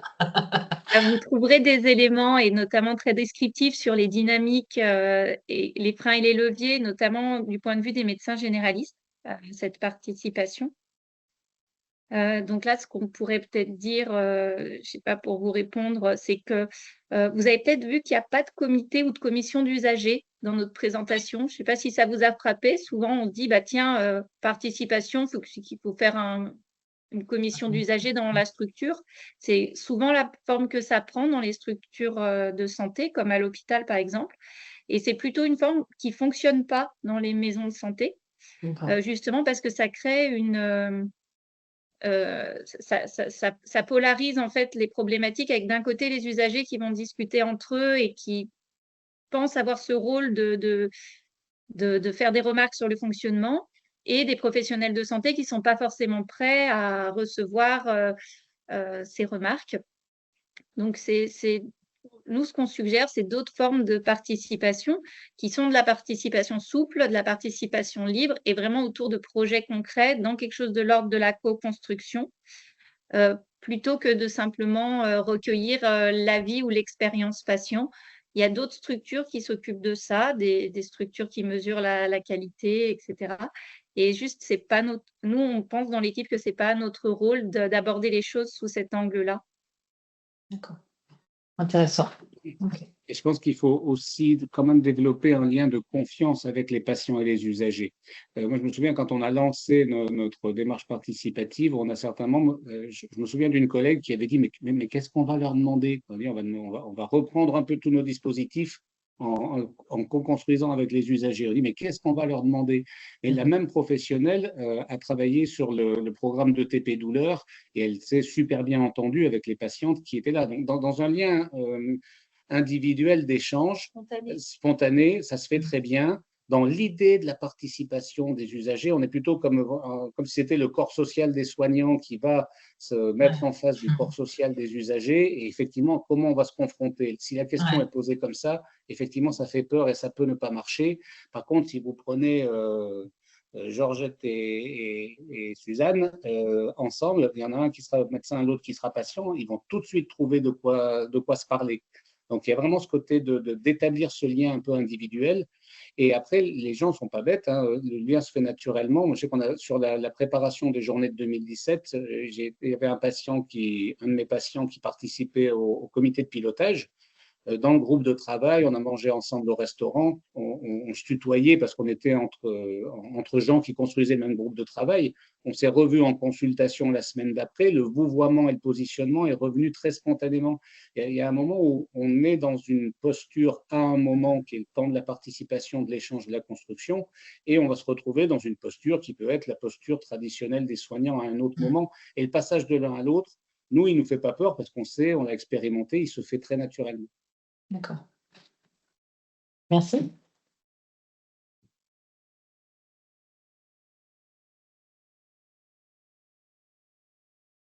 Alors, pour remettre un peu en perspective dans quoi on s'est lancé avec Impact et puis à quel moment je suis arrivée dans cette aventure-là, il y a quand même eu à un moment donné sur ce fourmillement justement d'expérimentation, d'initiatives, les idées qui étaient là, des questionnements du côté des financeurs et même plus largement de est-ce que finalement ce dispositif il amène une plus-value? Est-ce qu'il a des effets intéressants pour les patients qui sont pris en charge par rapport au fait est-ce qu'il y a une incidence qui soit un peu intéressante avec les moyens engagés.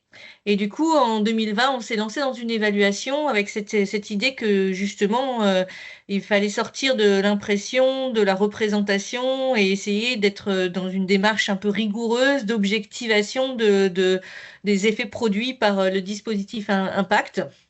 Et je vais vous raconter donc un peu la question de l'évaluation et vous mettre en perspective qu'après, il y a eu 2022 l'analyse de transférabilité et 2023 la conception d'un guide d'implémentation qui nous amène ensuite à 2024 et à essayer d'accompagner en fait les structures de soins coordonnés qui voudraient bénéficier de ce qui a été finalement, de ce qui a émané de toute cette démarche.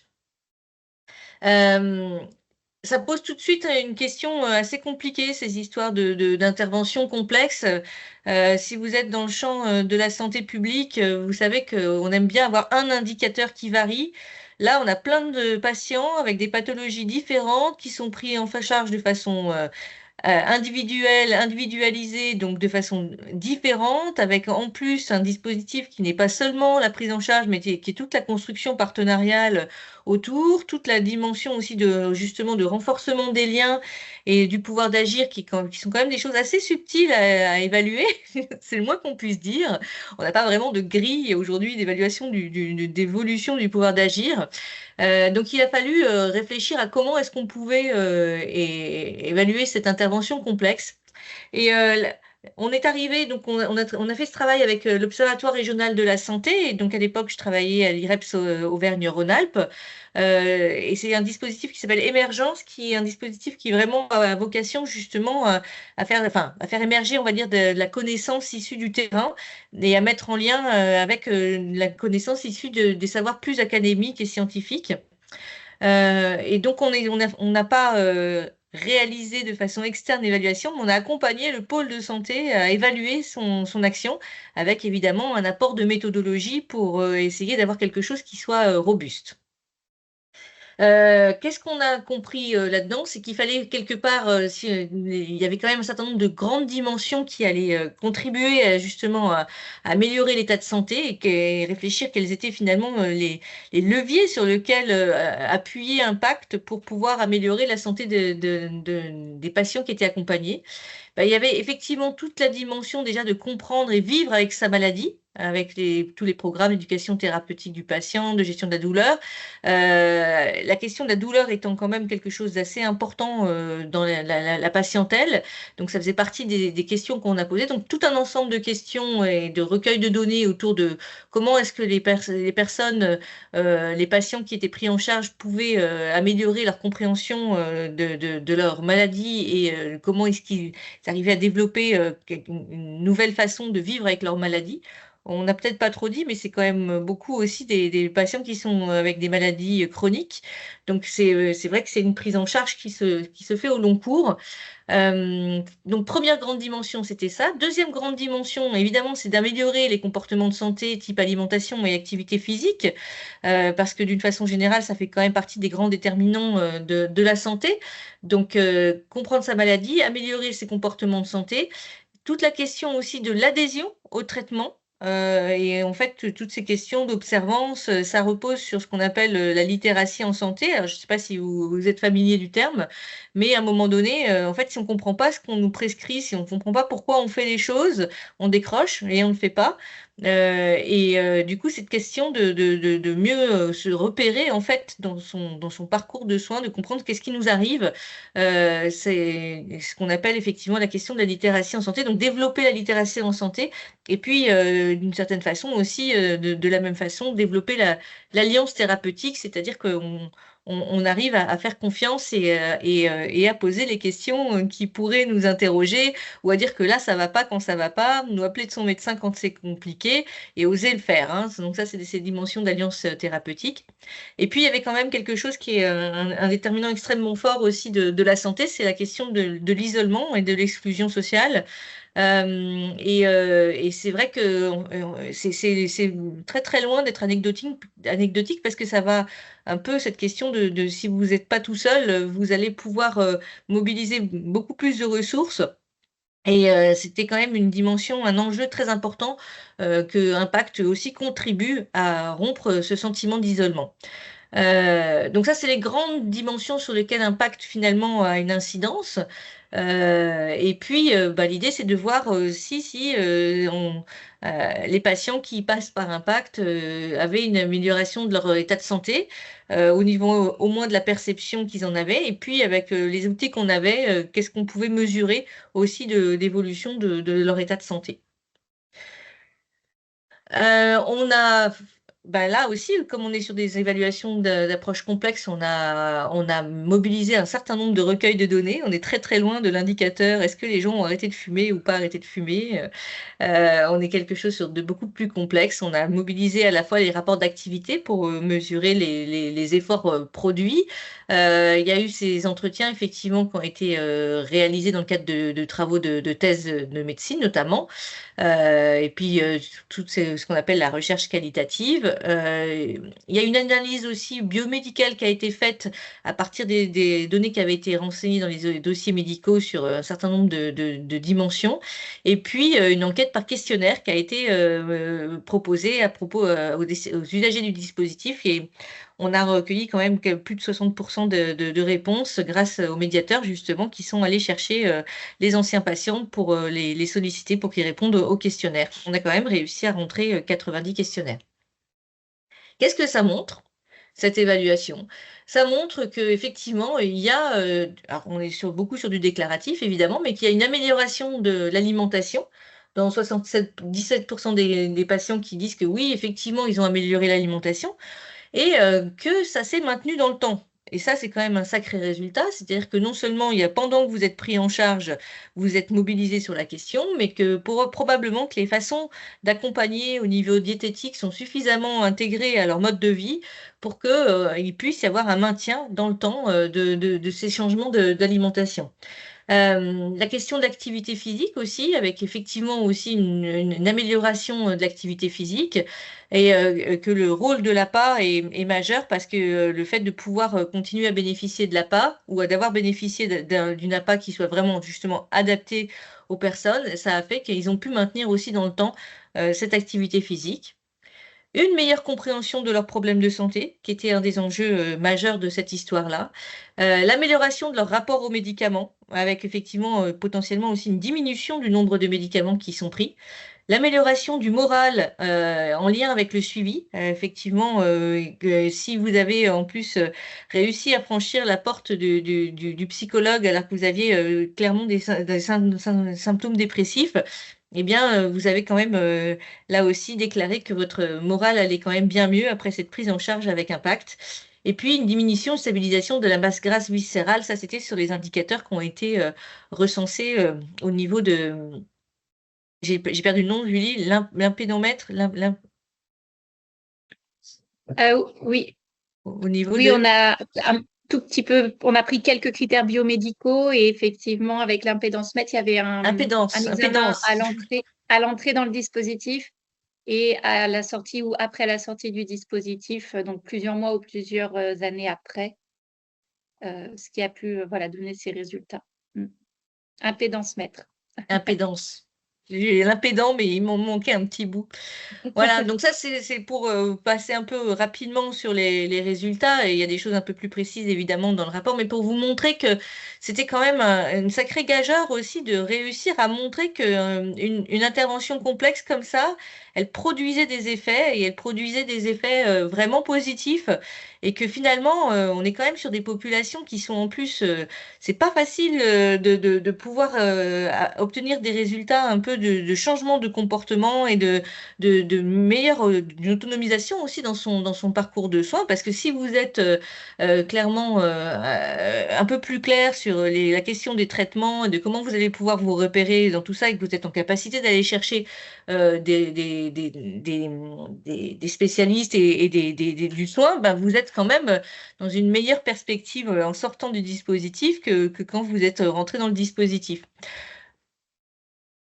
Donc, on va dire qu'on est vraiment sur une démarche qui fait sa démonstration aussi de son apport sur une approche quelque part assez promotion de la santé, approche globale de la santé. Et ça nous a. Enfin, je ne sais pas si vous avez des questions d'ailleurs sur la question de l'évaluation. Est-ce que ça vous évoque des remarques?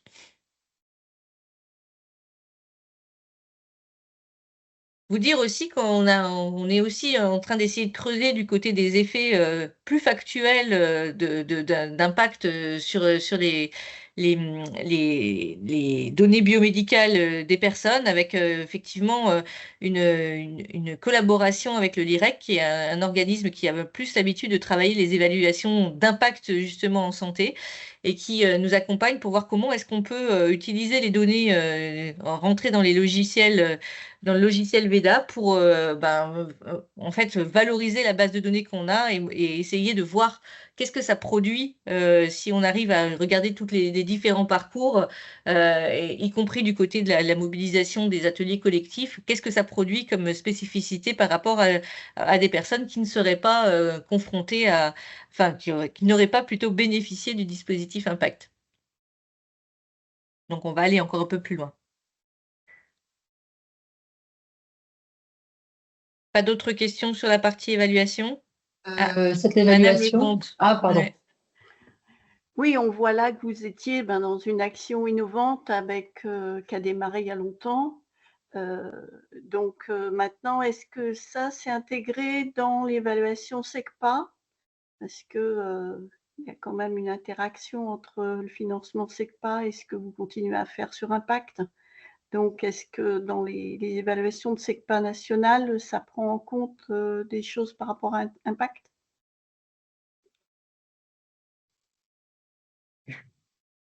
Alors, pas à ma connaissance. Il y a eu une compilation dans le processus SECPA. Il y a eu une période de compilation de tout ce que les acteurs avaient déjà fait, y compris en termes d'évaluation. Et ça a donné lieu à un répertoire dans lequel le dispositif Impact figure parmi d'autres dispositifs. Et après, dans l'évaluation typique de SECPA, comme l'objectif annoncé n'était pas de réévaluer la santé participative parce qu'on partait du principe que ça fonctionnait et qu'on le savait déjà, il n'y a pas vraiment de partie évaluative des effets de cette santé participative dans SECPA. D'accord.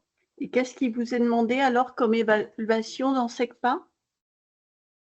En fait, SECPA étant une expérimentation de mise à disposition de ressources, c'est une expérimentation qui est avant tout financière. Donc, il y a assez peu de questions sur l'opérationnel ou les effets. Ce qui nous est demandé de remonter, ce sont des données comptables. D'accord. Comptables et certifiées par experts comptables et commissaires aux comptes. L'évaluation porte surtout là-dessus. Et par rapport à ça, donc, est-ce qu'on vous a fourni un tableau type comptable, ou est-ce que ça vient de vous? Oui, c'est ça. D'accord. OK. Ouais, c'est principal. Les retours que l'on fait, ce sont des tableurs Excel. C'est tout juste si on envoie une fois par an notre rapport d'activité. Alors, nous, on est plutôt contents aussi de cette facilité. C'est vrai que ce n'est pas une expérimentation qui est écrasante en termes de retour et de travail pour les expérimentateurs lorsque la structure était déjà bien structurée. Voilà. SECPA, ça induit aussi une montée en charge de nos effectifs. Et donc, voilà, l'expérimentation, elle est plus sur la montée en charge finalement et ce que ça implique au niveau financier pour la structure plutôt que sur l'évaluation opérationnelle en fait. Une question de Béatrice. Oui, non, ce n'était pas vraiment une question, mais c'est effectivement pour confirmer que l'expérimentation SECPA, ce qu'on expérimente, c'est le modèle économique en fait. On n'est pas là pour évaluer la démarche participative, son impact, etc. C'est vraiment ça, je pense que c'était acquis, c'est-à-dire que je pense que quand l'expérimentation SECPA a été lancée, c'est qu'on était déjà convaincus des bénéfices en fait des démarches participatives, mais c'est quel modèle économique on peut mettre en place pour permettre effectivement de pérenniser ces modes de fonctionnement dans les structures d'exercice coordonné. Donc, ce qui est évalué principalement, c'est effectivement le modèle financier, en fait. Mais c'est vrai que j'entends bien, puis c'est d'ailleurs très intéressant de pouvoir aussi laisser les équipes organiser leur dispositif, un peu comme c'est possible aussi avec leurs ressources, parce que c'est très important pour des questions de faisabilité. Mais c'est vrai que, en tout cas, en travaillant sur ces éléments-là, on voit qu'il y a quand même un peu des checkpoints en fait, hein, sur les grandes dimensions qui sont susceptibles d'être mobilisées, des leviers qui sont mobilisés en termes de grandes stratégies, tout au moins. Et ça paraît quand même intéressant, même si on sait que ça marche, il faut encore savoir si la construction qui est proposée correspond à ce qui a été identifié comme en train de marcher. Et c'est le principe de cette idée de transférabilité, en fait, quand on s'est lancé sur ce travail de transférabilité, c'est de dire, on sait que quelque chose fonctionne, mais si on ne sait pas comment ça fonctionne, on ne peut pas le reproduire ailleurs. Et c'est ça l'enjeu, en fait, hein, c'est de dire, OK, là, on fait la démonstration, si on veut vraiment être didactique, on fait la démonstration que ça fonctionne, mais on va aussi expliquer comment on en arrive à ce résultat. Parce que finalement, c'est comment on va creuser aussi la réalité de la mise en œuvre d'une démarche participative. Alors, ce n'est pas du tout l'idée de dire qu'impact, c'est la seule solution et qu'il n'y a aucun autre moyen de mettre les choses en place. Au contraire, je pense que c'est vraiment quelque chose qui doit rester dans quelque chose aussi qui permet aux équipes de s'approprier, d'innover dans leur propre contexte et leur propre territoire. Mais c'est vraiment cette idée de se dire, bon, bah finalement, là, sur quelque chose dont on a vu qu'il y avait quand même des résultats positifs, comment est-ce qu'on peut partager l'expérience qui a été celle du dispositif, qui est quand même du coup maintenant assez ancienne, et finalement, ce qui donne un peu de légitimité, c'est cette évaluation, mais c'est aussi l'ancienneté de la disposition. Pourquoi j'arrête le partage? C'était pas ça l'idée. C'était la suite, la modélisation. Donc, en attendant que vous... Voilà. Une question d'Audrey de Co-Santé. Bonjour, excusez-moi. J'avais une question aussi sur alors l'impact ou l'utilité sociale que la structure elle produit plutôt sur le territoire et dans ses collaborations, parce que du coup, elle amène aussi un positionnement un peu différent des professionnels sur un territoire et des collaborations. Il y a un angle qui m'apparaît hyper intéressant, c'est que dans votre présentation, vous mettez en valeur le travail d'acculturation entre la santé et le social, que je trouve aussi assez intéressant, qu'on retrouve aussi dans le travail sur la santé communautaire. Et je trouverais aussi intéressant, dans cette idée de transférabilité, d'essayer de comprendre en fait comment est-ce que c'est venu changer des pratiques, des collaborations. Enfin, moi, je trouverais ça assez intéressant aussi. Ouais. Alors, c'est quelque chose qu'on n'a pas trop, effectivement, au niveau de l'évaluation, en tout cas, qu'on n'a pas trop mesuré.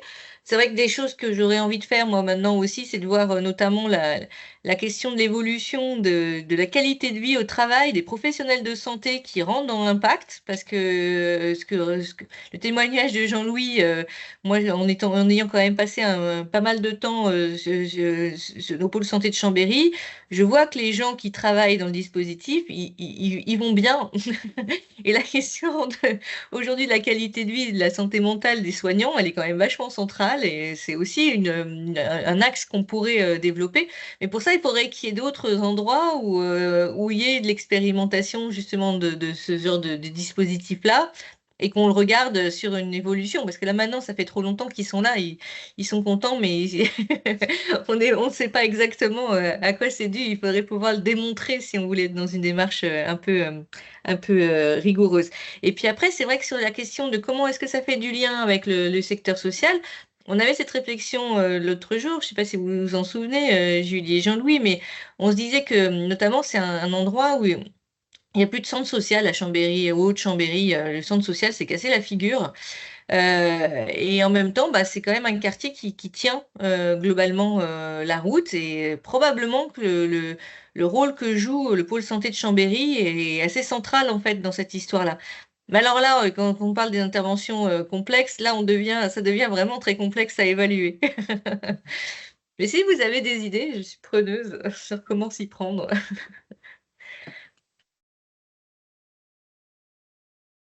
Je regarde ce qui est présent. Après, il y a effectivement quelque chose d'assez nouveau, c'est que quand on est arrivé, moi je me souviens d'être arrivé à une concertation pour un enfant en difficulté à la PMI un matin à 10 heures.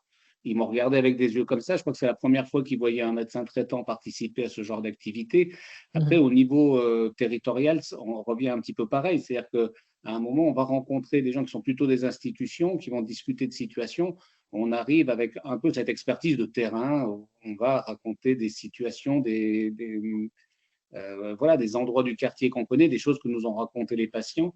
Et là, il y a eu un appel à projet pour notamment les bailleurs sociaux et les communautés pour la prise en charge des personnes âgées. Assez spontanément, quand ils ont cherché des partenaires pour monter le projet, ils se sont tournés vers nous en disant, bah oui, là, on sait que il y a plein de moments où vous allez mettre en place des actions de santé quand vous savez que sur un simple coup de téléphone, vous allez toucher 60 professionnels de santé du secteur.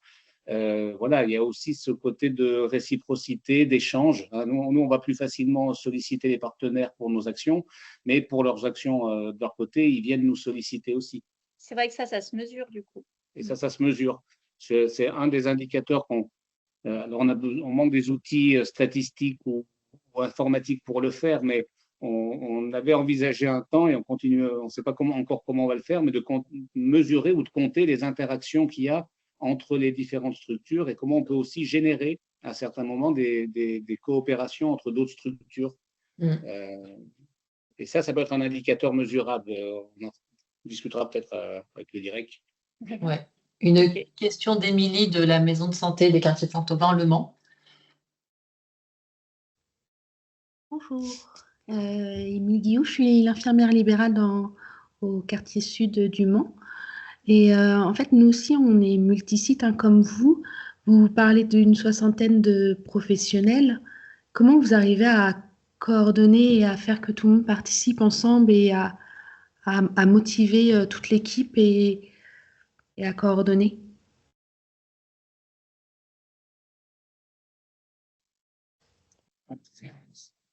Alors, on a multiplié les façons de se coordonner. Donc, on utilise à la fois des supports classiques de coordination, comme des réunions de coordination qui ont lieu une fois par mois, ou qui sont des réunions, en fait, des personnes qui sont en charge d'un projet de prévention, projet de protocole, et qui se réunissent. Donc, ça représente une partie de l'équipe, mais on est souvent une vingtaine. Et chacun sait qu'il a le rôle ensuite de diffuser au sein de son propre groupe de travail qu'il anime l'information, en fait, de la faire circuler. Ensuite, on a les outils numériques, donc que ce soit les outils professionnels, donc on mobilise les agendas partagés sur notre logiciel Veda, où on note les différents temps forts qui permettent de faire de la coordination et de la communication entre nous pour pouvoir embarquer tout le monde. Et notamment, avec Pablo, avec son appui, on organise des formations flash où on s'auto-forme entre midi et 2 les uns les autres environ une fois par mois sur une thématique qui est apportée par quelqu'un de l'équipe. Donc ça permet aussi des temps informels autour de repas à des moments. Avec le reste du territoire, on organise des formations culture commune. Donc, c'est un peu comme les formations flash, mais c'est plus long et surtout, c'est plus ouvert. C'est-à-dire que tous les acteurs du quartier peuvent participer, que ce soit aussi des personnes du secteur social ou de l'éducation, etc. Et on utilise aussi depuis peu les réseaux sociaux. Donc, on utilise un peu de WhatsApp, mais Je freine beaucoup, j'avoue, dans l'équipe sur l'usage des réseaux sociaux. Mais on utilise aussi donc site internet, Facebook et Instagram avec un petit groupe dans l'équipe qui était plus à l'aise avec ces outils et qui a bien voulu faire circuler une partie des informations là-dessus. On utilise parfois aussi des types un peu newsletter pour communiquer. Et surtout, c'est un perpétuel recommencement, c'est-à-dire qu'il faut sans cesse se re-questionner sur les outils, sur les fréquences avec lesquelles on se réunit. On a beaucoup patiné à certaines périodes de notre histoire du pôle santé avec des soucis liés à un manque de communication. Donc, on a aussi beaucoup appris de ces événements un peu plus difficiles, notamment dans les années 2018-2019, où on avait du mal à embarquer tout le monde. Il y en a certains leaders qui allaient très vite, et puis d'autres qui étaient un peu largués, qui ne se sentaient pas forcément à l'aise dans la dynamique. Et on fait enfin des séminaires de team building. Donc, on en fait 1 à 2 par an. Et voilà, donc il n'y a pas très longtemps, il y a 2 semaines, on était tous sur un kayak géant sur le lac du Bourget. Et sous la pluie. Sous la pluie, mais on était contents. Et ça aussi, c'est des temps vachement importants en périphérie des réunions. Et dernier petit truc, on a mis en place quelque chose qui s'appelle Sport en entreprise. Et c'est un de nos enseignants APA qui, le jeudi entre midi et 2, nous propose au gymnase d'à côté d'aller faire un peu de badminton ou du renforcement musculaire, etc. Et on propose parfois à des partenaires de venir. Donc, il y a une partie de l'équipe de la sauvegarde de l'enfance qui était avec nous jeudi dernier. Et voilà, ce temps de convivialité, ça permet de faire circuler quand même les informations, mais d'une manière moins formelle et moins rébarbative que tout le temps des réunions. Et oui, et je voulais dire, oui, on reste aussi attaché vraiment sur le principe de maison de santé, donc du coup de professionnels de santé libéraux, et en permettant vraiment des niveaux d'implication qui peuvent être assez divers. Et pour ça, le dispositif Impact, il est intéressant parce que beaucoup de professionnels de santé ils vont bénéficier, on va dire, pour leurs patients et donc du coup aussi pour leur confort d'exercice, des services du dispositif parce que les patients vont être accompagnés sans venir 1000 fois à des réunions. Voilà, ça veut dire que ça peut être des médecins généralistes qui n'ont pas historiquement la même culture militante que d'autres sur la santé en quartier populaire, mais qui sont impliqués pour leurs patients, qui vont orienter leurs patients vers des services en santé. Et du coup, ça va améliorer et donc, du coup, ils se sentent pleinement partie prenante de la maison de santé. On ne va pas les voir tous les jours en réunion ou à monter les projets eux-mêmes. Mais par contre, ils vont être prêts à échanger sur les situations, à participer de temps en temps à une réunion de concertation, etc. Et je pense que dans toutes les professions, ou des infirmières qui se sentent vraiment partie prenante de la maison de santé et qui, à certains moments, vont s'investir sur un projet, à d'autres moments, on va bien voir. Et je pense que ça fait partie des choses qui fonctionnent bien, c'est que le dispositif Impact il soit suffisamment intégré pour que ça bénéficie automatiquement un peu aux patients. Que les patients, ils aillent vers des dispositifs sans que le professionnel de santé ils connaissent les détails de chaque dispositif et qu'ils passent plein de temps au téléphone lui-même à faire le lien.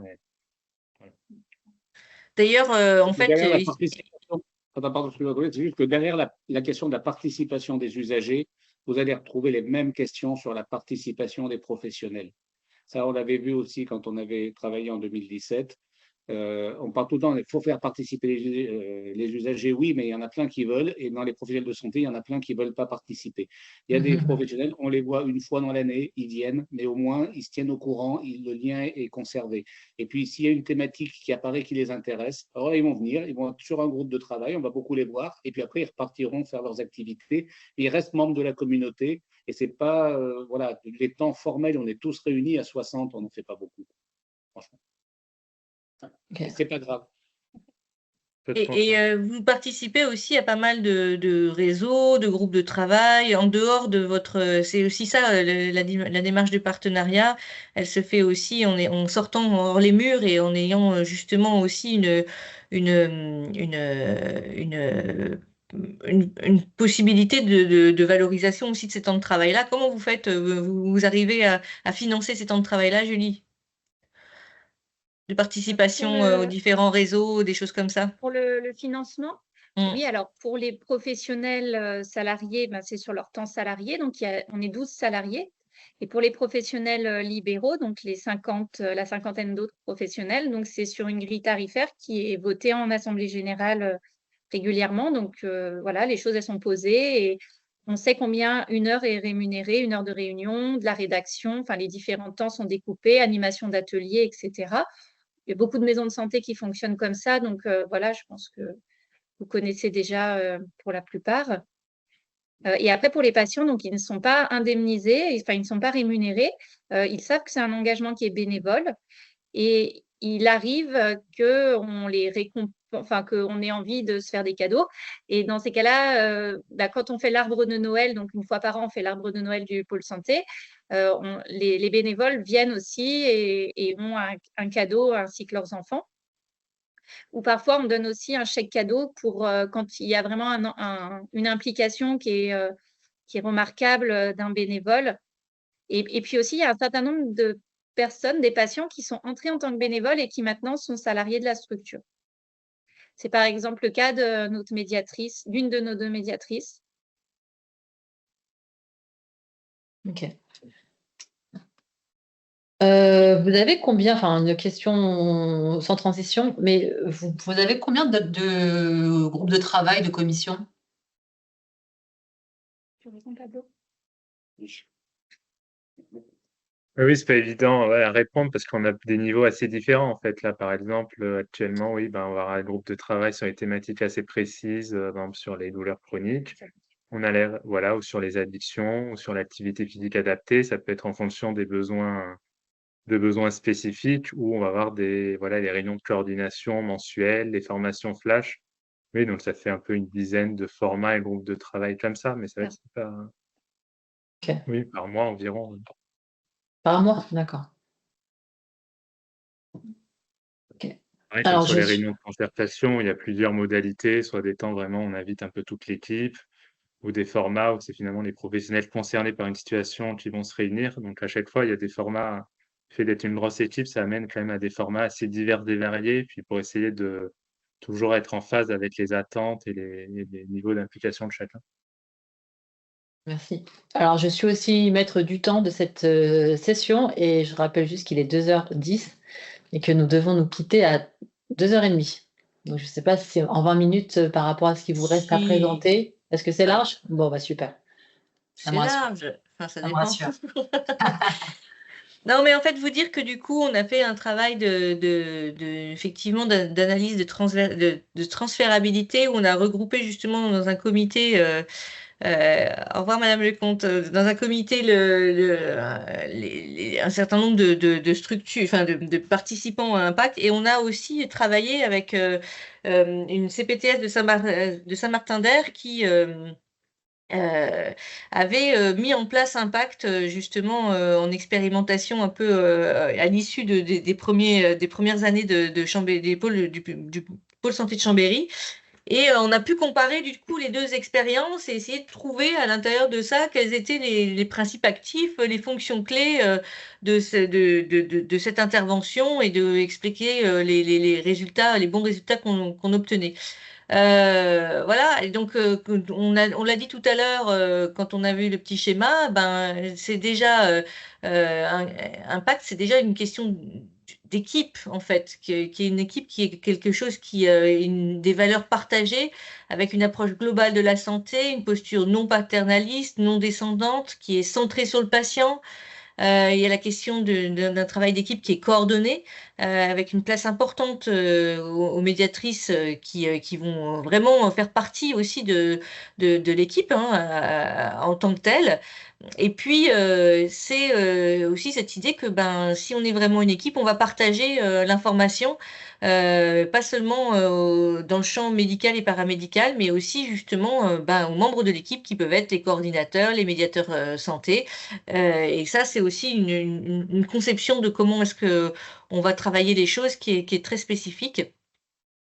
Et puis, il y a aussi dans cette notion d'équipe une attention qui est mise sur l'accueil et la formation des nouveaux et des nouvelles intervenantes dans Impact.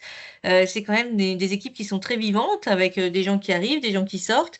Et si vous voulez que les choses elles perdurent, il y a une attention très particulière qu'il faut mettre du côté justement de cette question de l'accueil et de la formation des nouveaux entrants.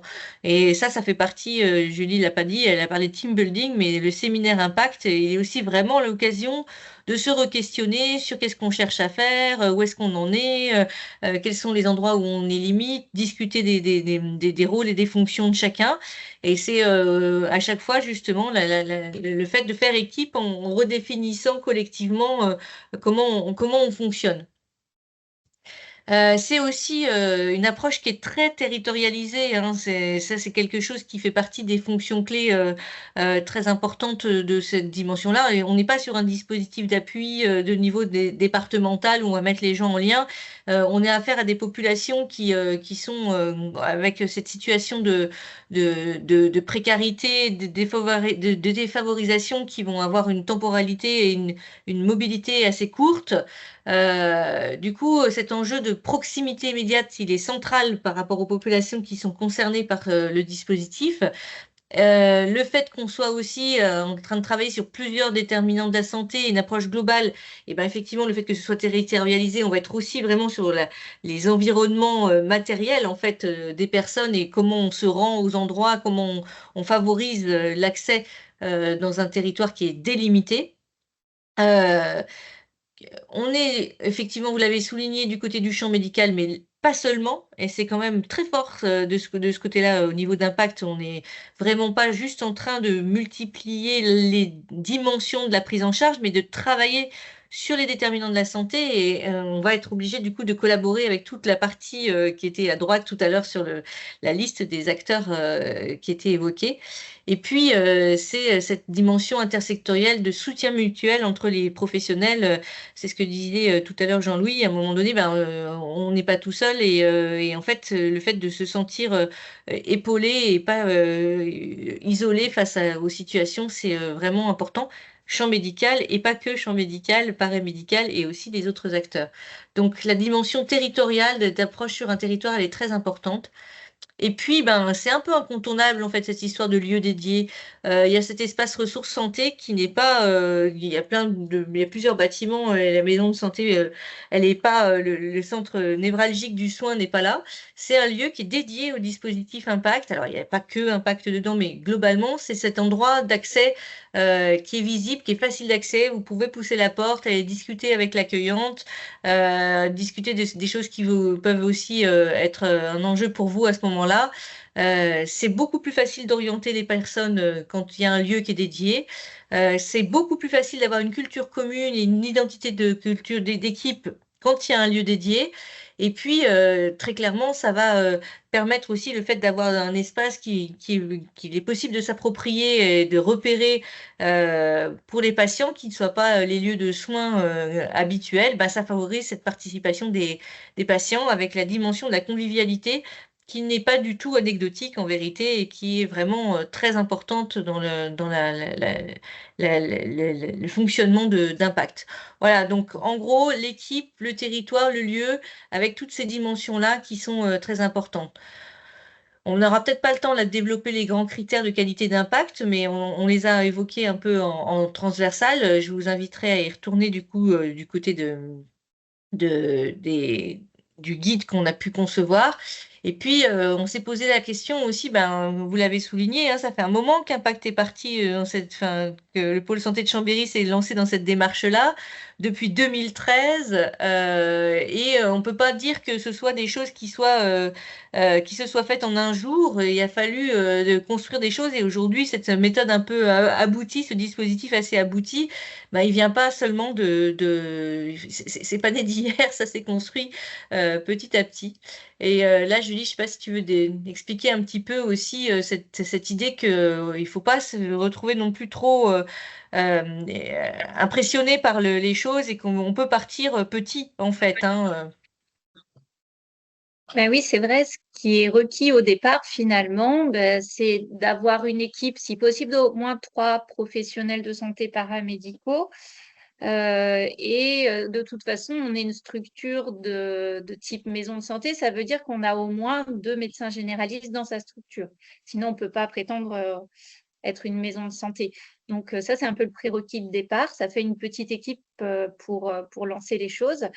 Ensuite, il faut avoir quand même un état d'esprit avec une approche globale et non paternaliste de la santé et du soin. Nous, on ne veut pas du tout être dogmatique dans notre approche et on conçoit tout à fait que tous les professionnels de santé ne trouvent pas cette approche-là pertinente. Mais c'est difficile d'aller dans le dispositif impact si on n'est pas avec cet état d'esprit-là. Après, il faut être prêt à s'ouvrir aux coopérations locales et intersectorielles.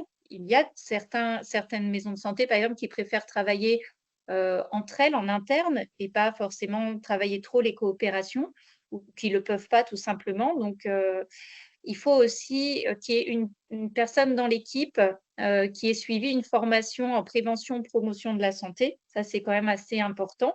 Alors, un niveau de formation, pas forcément un master, hein, mais en tout cas, connaître un petit peu ces concepts. Et puis, il faut avoir envie de s'inscrire dans un projet à long terme. Comme tu disais, Chloé, les choses ne vont pas se construire en un jour, mais c'est aussi bien d'avoir une temporalité sur le long terme dans une époque où on fait tout un petit peu vite et où on a des fois du mal à voir plus loin que l'année en cours.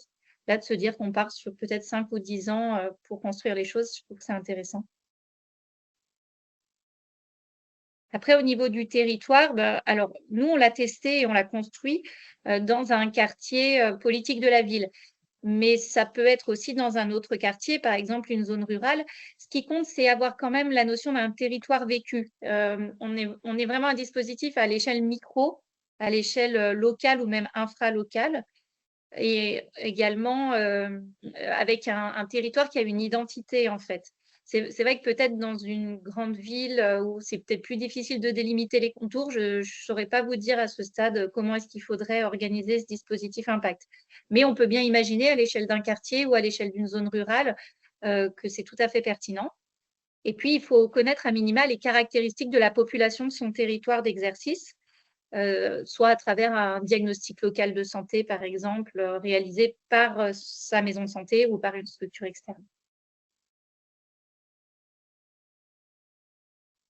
Sur le lieu d'intervention, donc comme le disait Chloé, il faut un lieu dédié. Alors, ça peut être un lieu au sein de la maison de santé. Ce n'est pas forcément un lieu à l'extérieur de la maison de santé. Mais il faut quand même pouvoir se dire que dans ce lieu, il ne faut pas que les professionnels de santé soient trop territoriaux. Ça ne pourrait pas se faire dans mon propre bureau de diététicienne.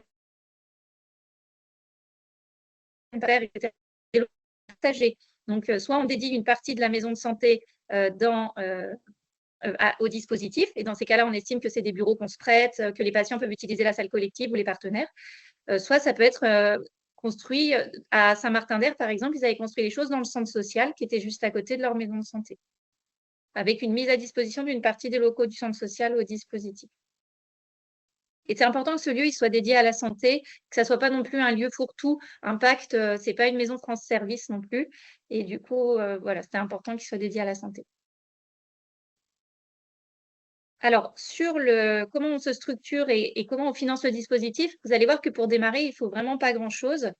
La structure juridique, ça peut être une association loi 1901 ou une CISA, peu importe, mais en tout cas, il faut une structure juridique avec un numéro FINES si possible, parce qu'il y a un portage à établir pour le dispositif. Ce portage, il peut évoluer. D'ailleurs, on parlait de Saint-Martin-d'Hères tout à l'heure en tant que CPTS. Il faut savoir que nous, quand on a travaillé à l'implémentation du dispositif Impact sur ce territoire, c'était bien un pôle de santé interprofessionnel, donc une maison de santé multisite. Et c'est eux qui, a posteriori et de leur propre initiative, ont décidé, plusieurs années plus tard, de basculer à l'échelle de leur CPTS. Nous, on est observateurs de ça, mais initialement, l'implémentation s'était faite dans leur maison de santé. Il faut un outil numérique pluriprofessionnel, mais ça fait partie du cahier des charges tout simplement des maisons de santé. Et la possibilité de financer le dispositif, donc ça peut être tout simplement sur les ACI, ça peut être en demandant un financement spécifique pour la politique de la ville. Voilà, il y a d'autres moyens.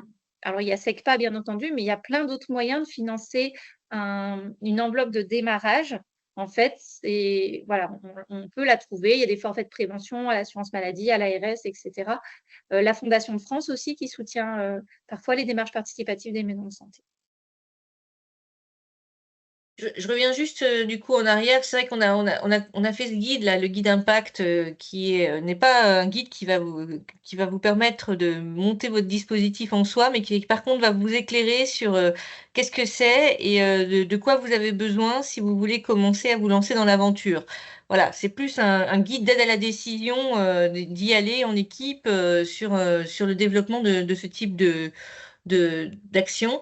Et après, voilà, on est en 2024 à se dire comment on partage cette expérience-là, comment on peut accompagner d'autres structures d'exercice coordonné qui voudraient développer Impact. Voilà, on a lancé un peu des appels. On va probablement accompagner la maison de santé de Valence. On s'est un peu, pour l'instant, cantonné à notre région parce que c'est quand même un accompagnement qui suppose qu'on va aller voir les personnes, qu'il va y avoir une implication un peu importante du côté de l'accompagnement. Donc, on voulait, sous cette forme expérimentale, rester dans des choses qui étaient faisables pour l'équipe.